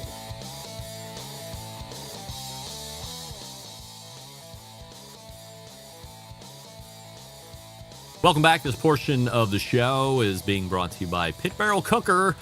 Most unbelievable outdoor cooking device on the planet. Currently available in 3 sizes with a host of accessories to complete your pit barrel cooking experience. It doesn't matter if you're a beginner or you're a grizzled vet, a cooker you want to add to the arsenal. Visit pitbarrelcooker.com and tell them the Barbecue Central Show sent you. It's that time of the month, the 4th Tuesday of the month. In the second hour, 14 and 13 past. We welcome back our pals, the embedded correspondents, and there they are. Doug Scheiding from Texas, the longest-running embedded correspondent. John Solberg, directly below me, the second longest-running embedded correspondent from Michigan. And there's Rusty. No, Rusty. There's Matt Osman directly below Doug, the newest embedded correspondent from the great state of Tennessee and home of the national champion Tennessee Vols baseball team. So congratulations if you're into that. I don't know, but he's a Miami fan anyway. We have a run of 100% assurity questions. Rusty texted me moments before going to air saying that he had a huge event and he was unable to make the show tonight. Gang, I don't want to get into it right off the bat, but I have to say, Rusty made it a point last month to say under no uncertain terms that he has never missed a Barbecue Central show, and a month later, he has missed. This is a guy who was in the emergency room fighting life and death. And then only to be saying, look, get me out of this emergency room. I got to be on the Barbecue Central show. Moments before the show tonight, offering up a very quick, I can't make it. We have the big thing, which only leads me to believe things for us could be on the outs. As him being an embedded correspondent, I don't want to speak it into existence, but I am here to talk about life and reality. Doug, within 30 days, things have changed a lot. Do we fear Rusty might be parachuting? Yes, a lot of changes going on in his life right now. Yes. What do we think? Is he the late Rusty Monson of the Barbecue Central show? Well, he's given up 2 other podcasts right now. Wait, we're going to get to that. Don't worry about that. John, do you think Rusty's parachuting? Yeah, unfortunately, I do. Matt, Rusty parachuting, potentially. As a fellow food truck owner, no. No. He's just in a run. All right, well, Matt would know more than probably most of us, especially more than me. We wish him good luck. I hope that big event is paying off. I was in the great city of Utah almost 2 weeks ago within moments of Rusty, and he was doing Janet Jackson, whatever. I didn't even meet him person to person. The Anthony Lujan had unlimited amounts of time to run me by the Footloose house, to take me out to pizza, to ask if I wanted to start drinking again and smoke cigars at his house. But we couldn't get 30 seconds from a Rusty Monson who was living life as a food truck owner. So maybe next time I get to... He said, well, maybe next time. I said, Rusty, between you and me, when do you think I'm ever going to go to Utah by choice? Never. He's so cute, precious, that Rusty. All right, we have 100% assurity questions that we have to get through here this evening. And tonight we'll throw the mix up a little bit. We'll start with our newest correspondent, Matt Osman.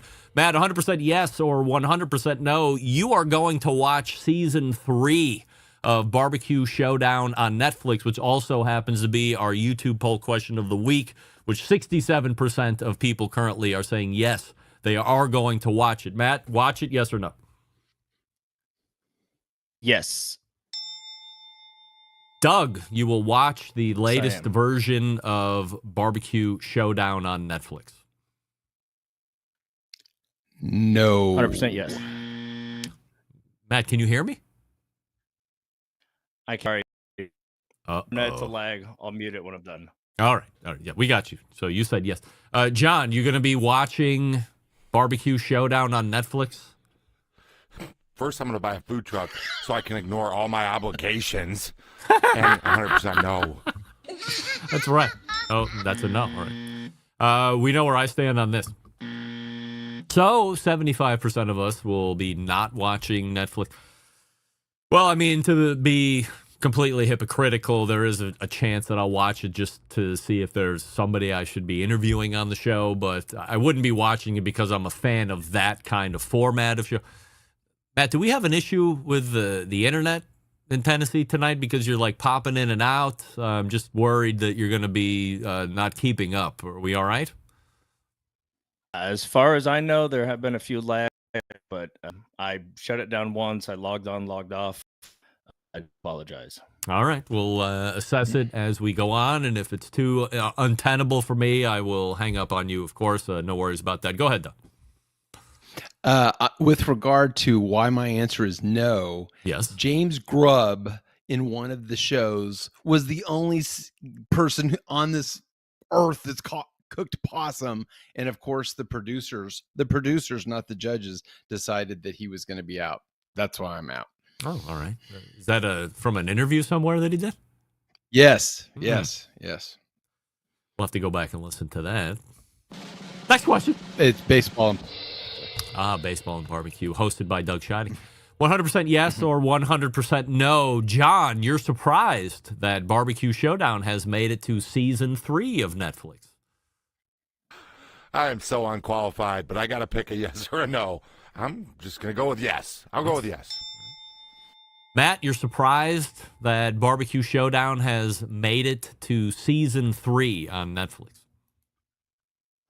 100%. I'm sorry? Matt? Uh-oh. What am I going to do now? Matt, you there? Yeah, I'm here. Can you hear me? I can now. 100% yes or 100% no? Okay. 100% no, guys. Okay. Matt, the internet is not good. So call it a night, and we'll try it again next month. Now, let me stand by just for one moment, gents. Stand by for one moment. Chill out to a little Milt Buckner as I go to my setup here. Box 4.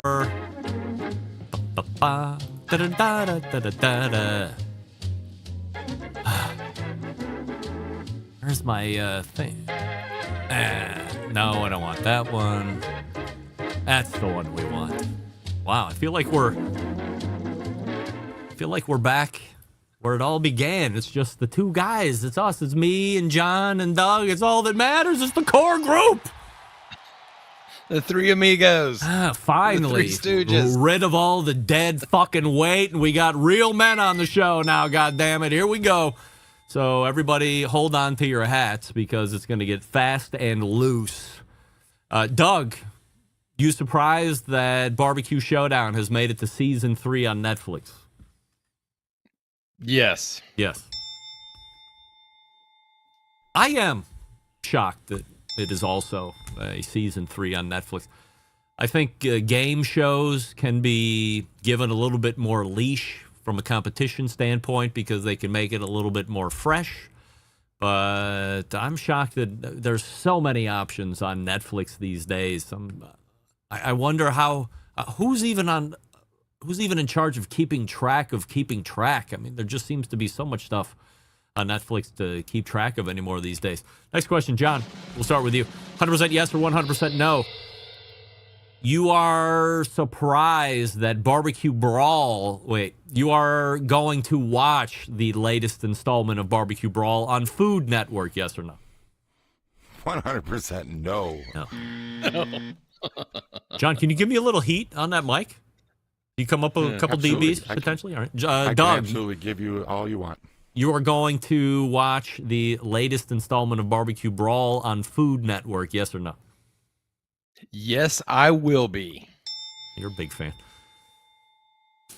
You know what? I'm going to change up from the Netflix and say unequivocally, yes, I'm going to watch Barbecue Brawl because I don't know if anybody saw this or not, but Barbecue Legend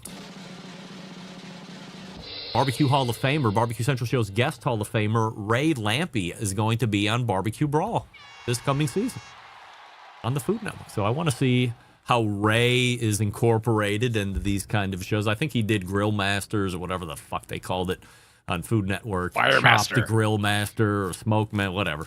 So I'll be interested to see how he does here. Doug, 100% yes or 100% no? You are surprised that Barbecue Brawl has stayed on the Food Network this long? No, not at all. Bobby Flay and all of his friends are. John, you're surprised that Barbecue Brawl has been on the Food Network this long? Yes, 100% yes. I agree with John. 100% yes. I am surprised that Barbecue Brawl has been. Rarely has a barbecue show made it more than 2 or 3 seasons, holding Pitmasters aside. That ran for 11 seasons, but that was not on a major cable outlet, I would say, or at least not one comparable to Food Network. I actually thumbed out a message to my best friend, Michael Simon, who's an Iron Chef. He works on Food Network. I don't know if you ever heard of him, but I texted him. And I said, what are the chances that Barbecue USA and Barbecue Brawl aren't given the same kind of lifespan? And he wrote back almost instantly, because he waits my messages, and said, well, remember, Barbecue Brawl is a contest format, so it can always feel and look new and different. Barbecue USA, more of a doc thing. So he was surprised he got 2 seasons from Food Network for Barbecue USA and was happy with that, where Barbecue Brawl, as Doug is saying, could go perhaps indefinitely. So I am a little surprised that barbecue has been given a little bit more rope to hang itself on Food Network, but I'm also happy that there are going to be some new people being exposed on both platforms this year. So we'll see how it works out. John, we're back to you. 100% yes or 100% no? People will spend money on grill repairs this year versus throwing the grill out and getting a new one. 100% no. They'll throw the grill out and get a new one. Doug, people will fix, or people will fix versus toss? I'm in 100% agreement with John. The answer's no. Yeah. I got this question, by the way, I'm no.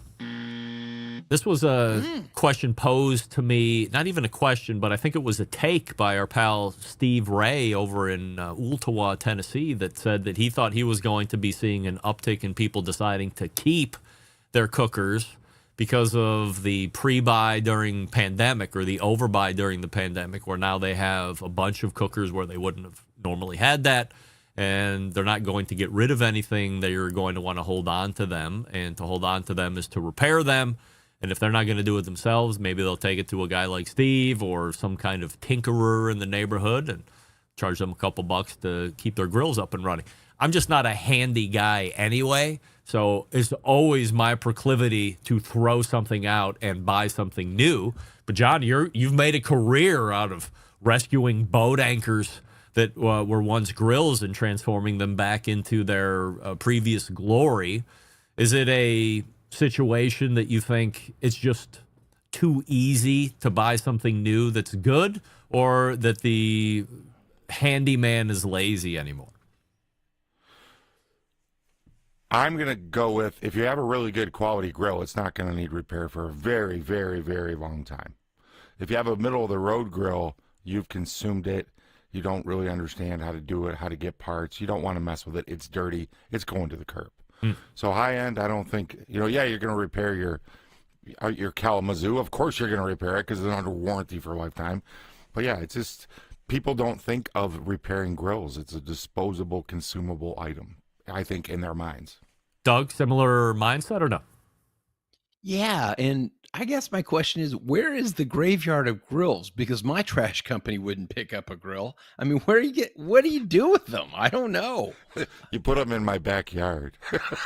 I see an endless amount of grills on Facebook Marketplace for 20 bucks and 50 Come bucks. And get it. Come and get it. Yeah, it's like people ask me all the time when your trucking companies are done with their trucks, and they can go through a second used life here in the States, but once they get over 1.5 million miles, their sexiness to the States is pretty much bought and sold.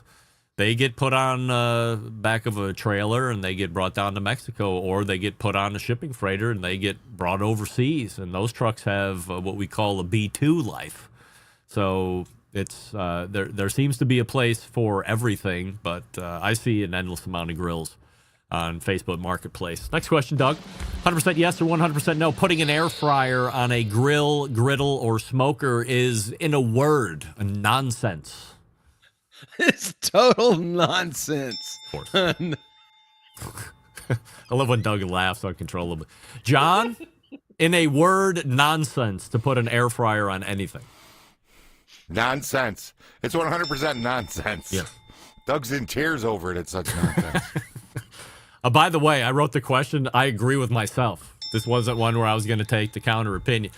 I don't understand it. In fact, I railed on what is a great quantity of air fryer capacity on the griddle that I have from Blackstone, except it sucks.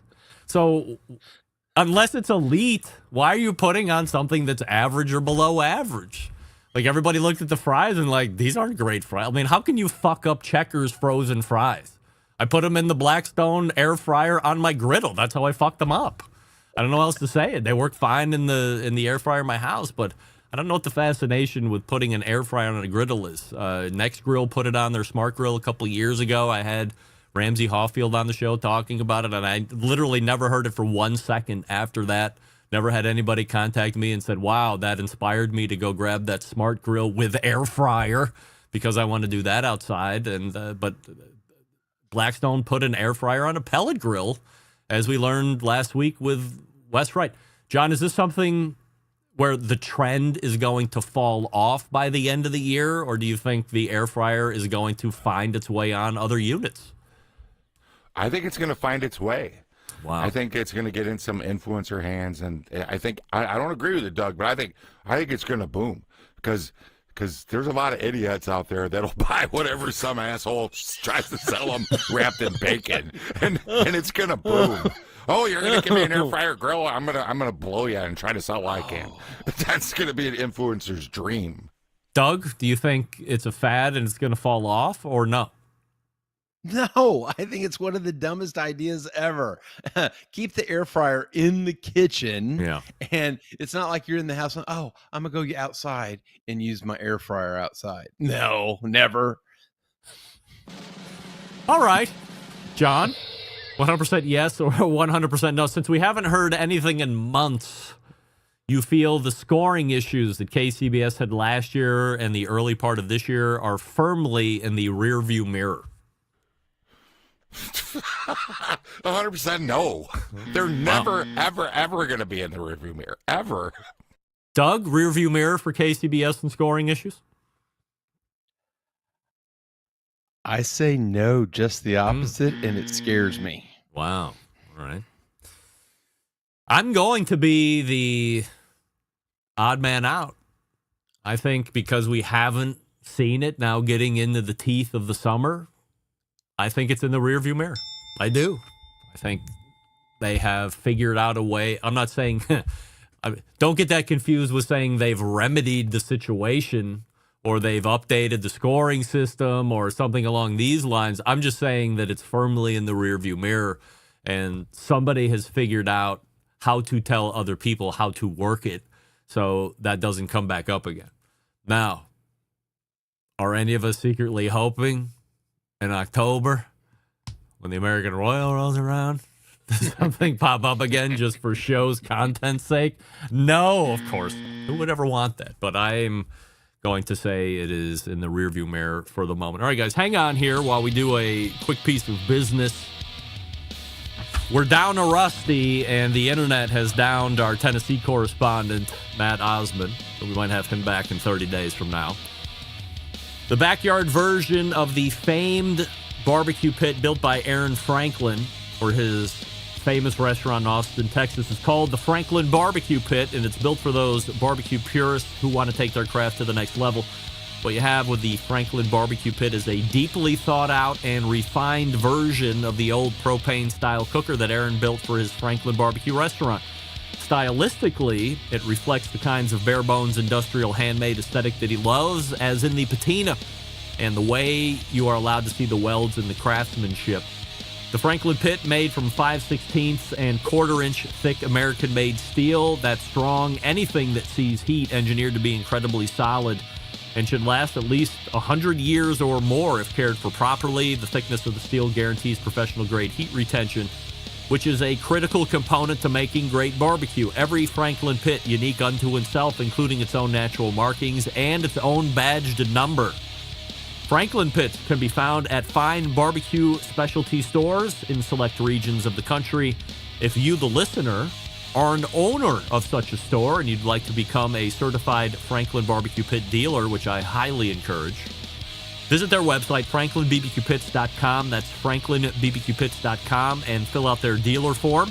If you, the listener, want to own a Franklin Barbecue Pit, but you live in a part of the country that doesn't have a certified Franklin dealer nearby, you can visit the same website, franklinbbqpits.com. That's franklinbbqpits.com, and purchase a pit. Franklin Pits will ship a Franklin Pit right to your driveway. It's that easy. So either become a dealer because you sell cookers and rubs and spices, you have a barbecue supply store of sorts. Or if you don't live near one of those stores, just go online and go DTC. Either way, you win. franklinbbqpits.com. We are back with the embedded correspondence right after this. Stick around. We'll be right back.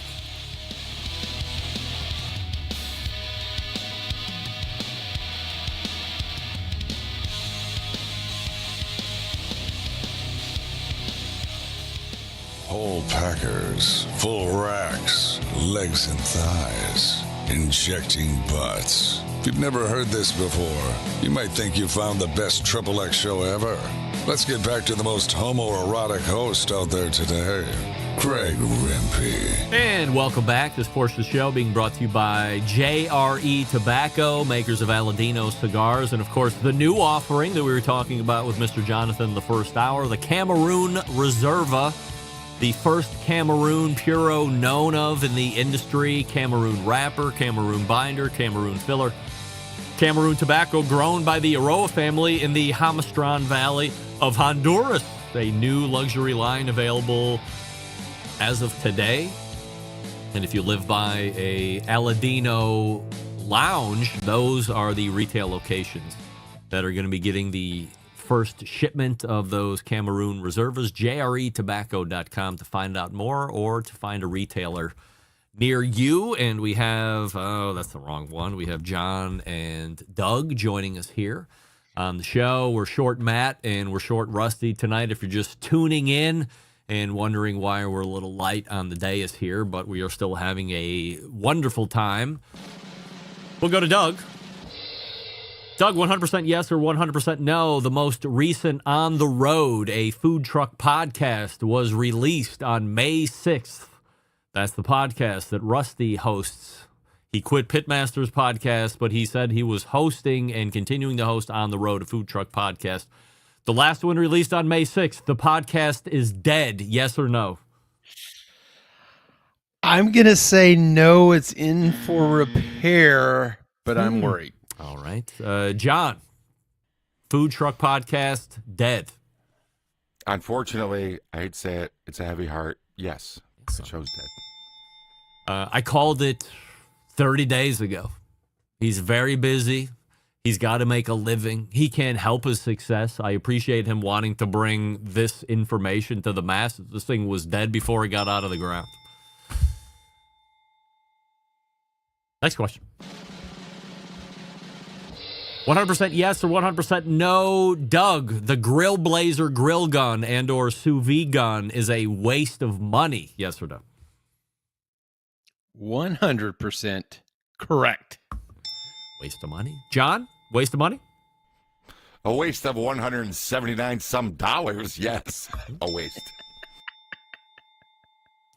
No, it's not. I love it.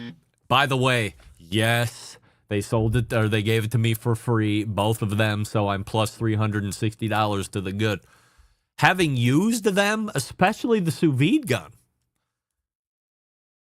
I know it's easy for me to say if I didn't have them, I would spend my own money. I'm pretty sure I would go spend my own money. I use the grill gun on the Primo when I start it up, and it does it very quickly. Could I go to Harbor Freight and buy the $30 weed torch, hook it on the propane? I mean, I guess, yes, absolutely, I could do that.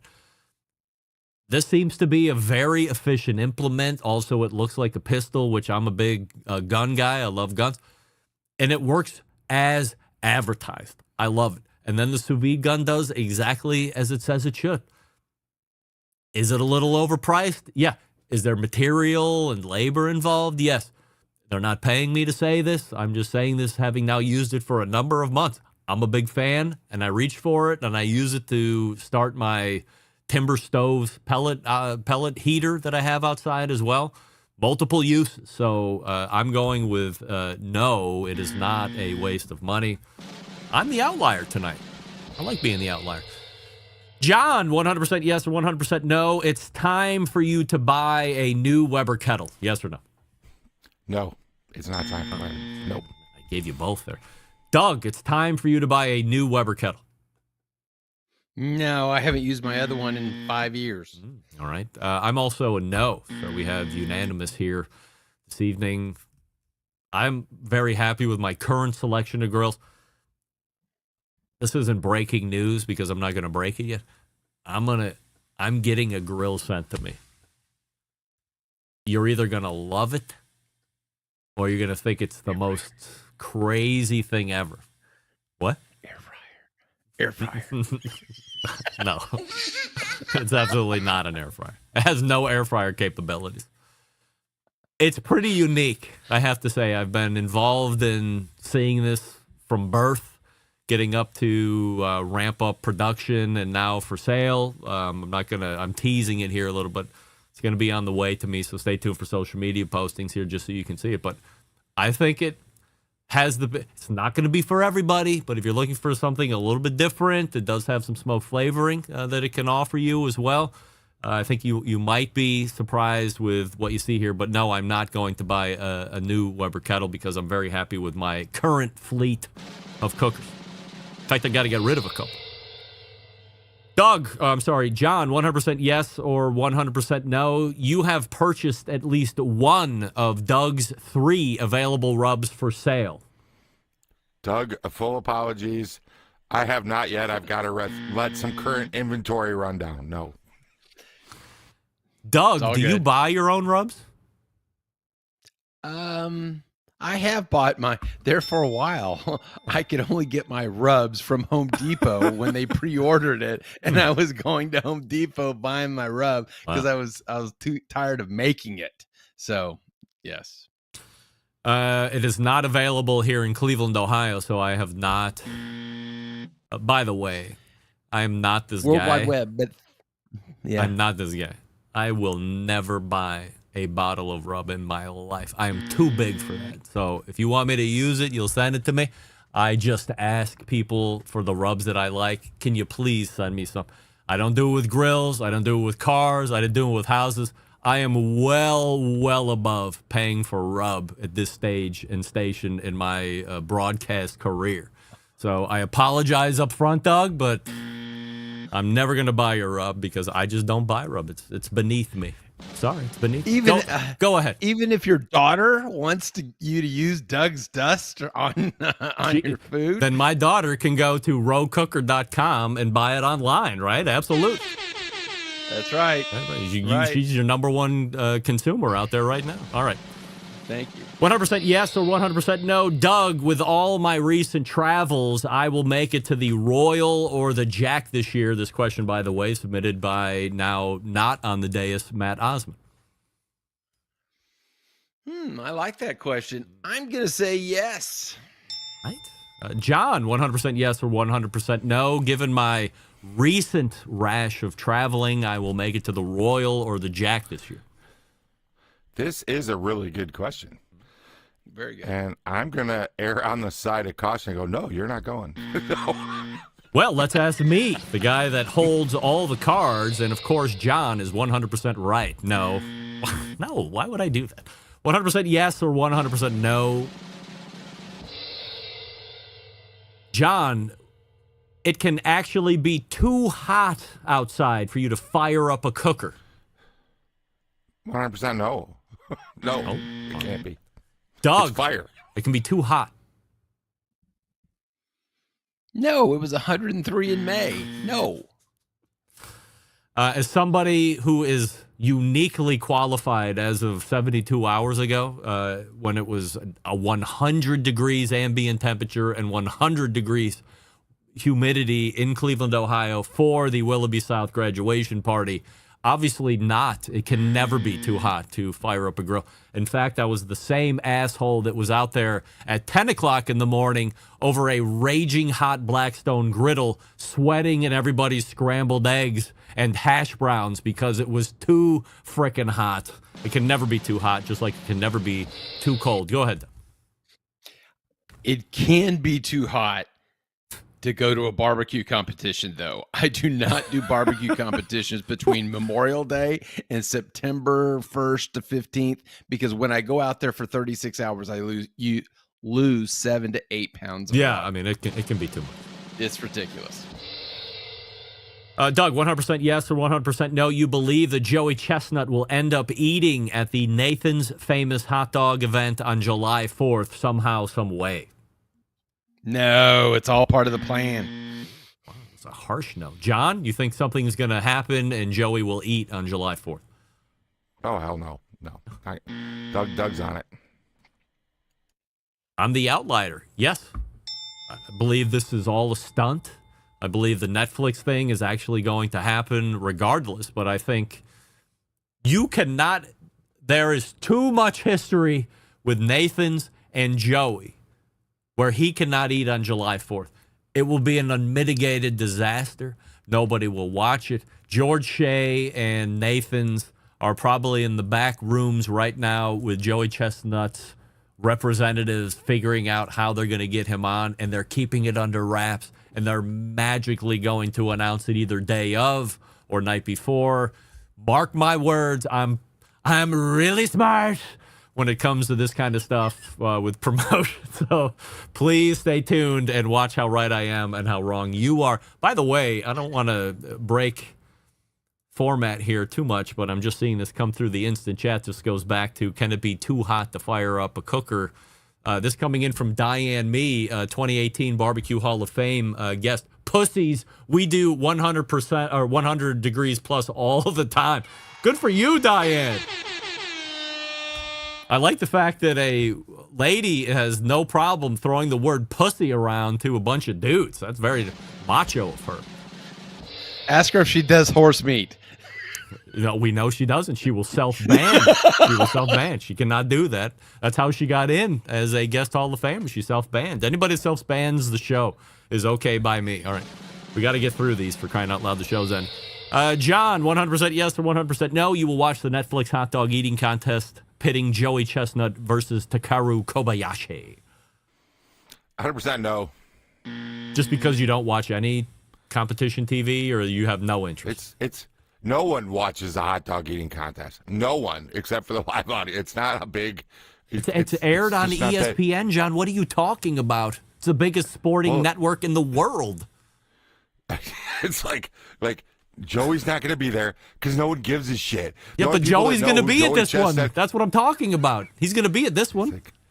Hold on to your dreams. Don't give up. Doug, you will watch the Netflix hot dog eating contest pitting Joey Chestnut and Takeru Kobayashi. No, first of all, it's hot dogs, and not even if Pat LaFrida Right. is counting. Right. Oh, fuck, I forgot. Doug would not do that. Yes, of course. I am absolutely going to watch that because I need to see what kind of shape Kobayashi is in. And I need to see, because Kobayashi was the last one to beat Joey Chestnut in a hot dog eating contest. So, of course, I want to see it. I am a maniac. I am the consistent outlier here in June of 2024. 100% yes or 100% no. And I'm asking me this to break format first. I would rather watch hot dog eating contests over Logan Paul versus Mike Tyson boxing match. And the answer unequivocally is no. I want to watch the boxing match, of course. Doug, boxing, you want to watch the hot dog eating contest over the boxing match? No, wait. What's the question? You'd rather watch the hot dog eating contest? Yeah, no. Yeah, all right. No, I didn't mix up the words there. John, you would rather watch the hot dog eating contest versus the boxing match? No, of course not. I don't even like sports, and doesn't the whole world want to see Tyson win this fight? Like, of course. Yes. It's kind of Yes. Last question. We're going to get here on time, I think. 100% yes or 100% no. John, you have eaten conch in your lifetime. Yes. Damn it. Doug, you have eaten conch in your lifetime. We're going to be unanimous on this, boys. Yes, conch. Really? Conch fritters in Key West. It's conch, by the way. It's not conch. Get it right. Well, obviously, it's spelled with a C. I know, but CH is also for the English majors out there. It's conch. I went to the Doug. I don't want to tell you I know better than you, but I went to the Bahamas, where it's indigenous, and I was told on no uncertain terms, sir, it's conch. So, being corrected so many times, my ego is only so fragile. Did you like conch fritters? I only had the raw conch. It was delicious. Do you like conch fritters? Oh, yeah, the fritters were great. John, how did you have I'm it? a sauce guy. Yeah, right. I had it in a salad. I don't want to call it a ceviche, but similar to that, and then fritters. And it's not really all that exotic if you've ever been out of Cleveland, but it's but I found it honestly, I found it rather rubbery and chewy. It's like, well, you're 50 years old, you finally took a trip and you ate something exotic that we were all eating at spring break. John, I was eating that shit in 1980. I'm sorry, your line went dead. Doug, I don't know what happened to John, but must have got hung up on. Gosh, he was on a roll. Yeah, I know. All right. On a roll. Well, that's going to put a close tonight. Maybe we're going to have Matt and Rusty back next month. Maybe we're not. We're going to see with that. But we do have time for promotion. Doug, before we leave tonight, what's coming up? What would you like to talk about? I'm on the Baseball and Barbecue podcast as of last Saturday as a guest this time. Full time, as no a way. guest.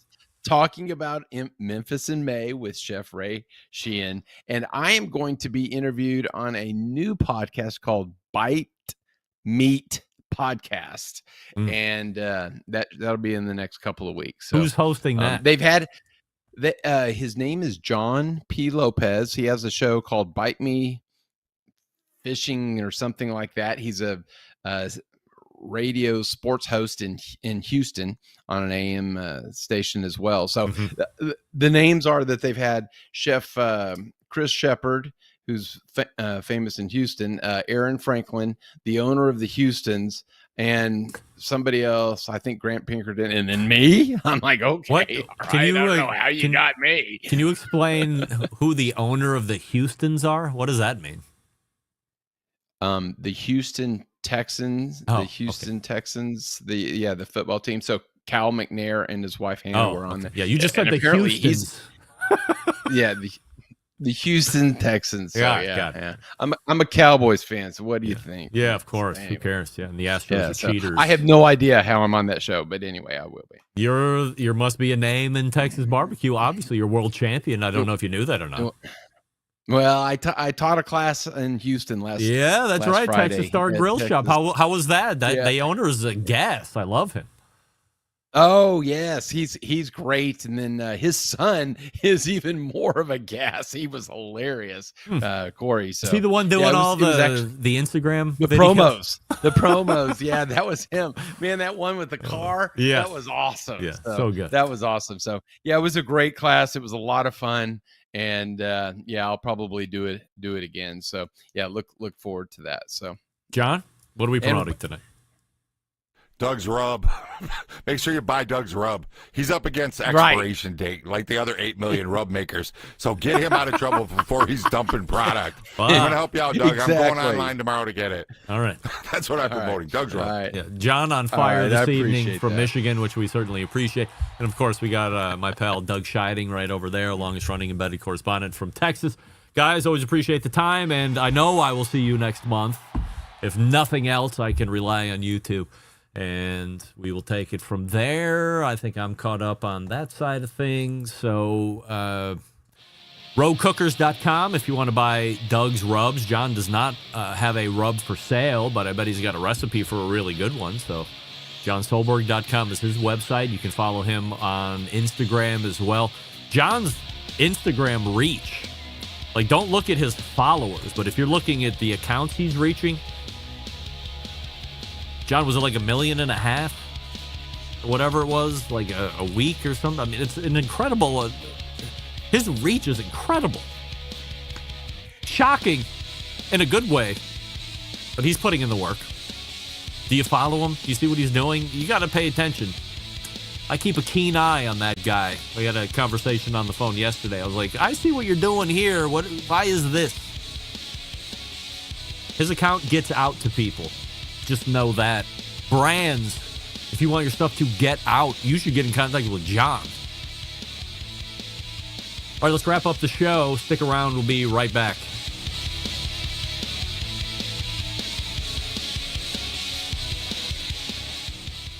Let's get back to a guy who has more experience giving you his opinion than he actually has cooking. Once again, here's your host, Greg Rempe. And John and Diane are on one tonight.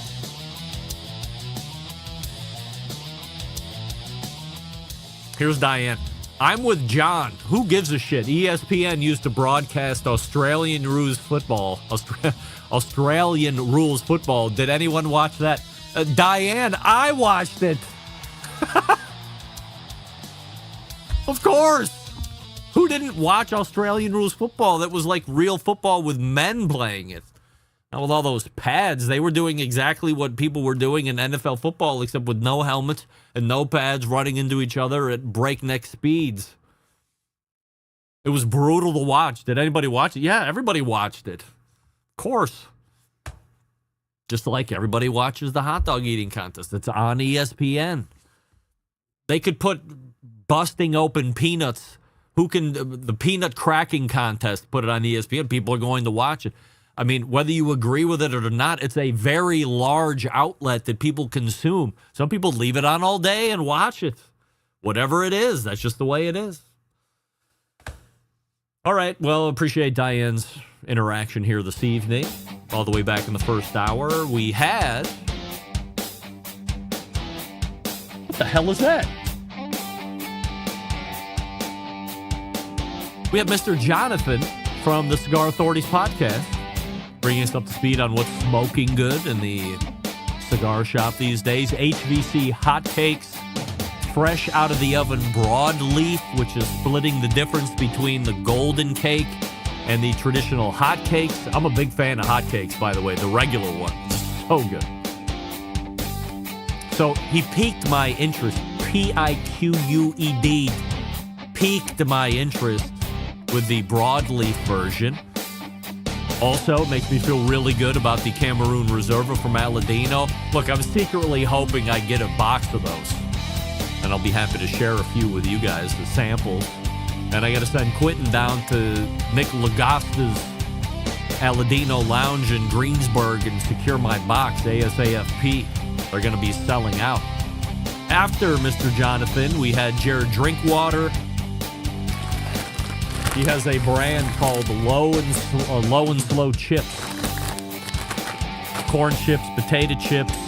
Lowandslow.com is the website. Starting national domination. Real wood smoked potato chips, corn chips with barbecue rub. Very good. Second hour, it was a smattering of embedded correspondents, but they are the anchor correspondents. Doug Scheiding, Texas, and John Solberg, Michigan. Final results of the poll question of the week. You're going to watch the newest season of Barbecue Showdown on Netflix. 68% of you say yes, you are going to watch that.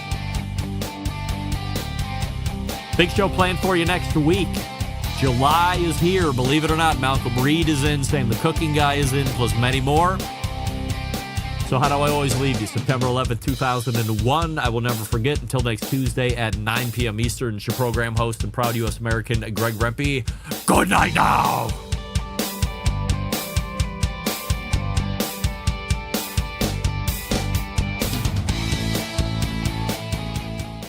Sam the Cooking Guy, and you're listening to the Barbecue Central Show. Some call him a fool, some even call him a douchebag, but I say Greg Rempe is the greatest thing to happen to barbecue since cavemen.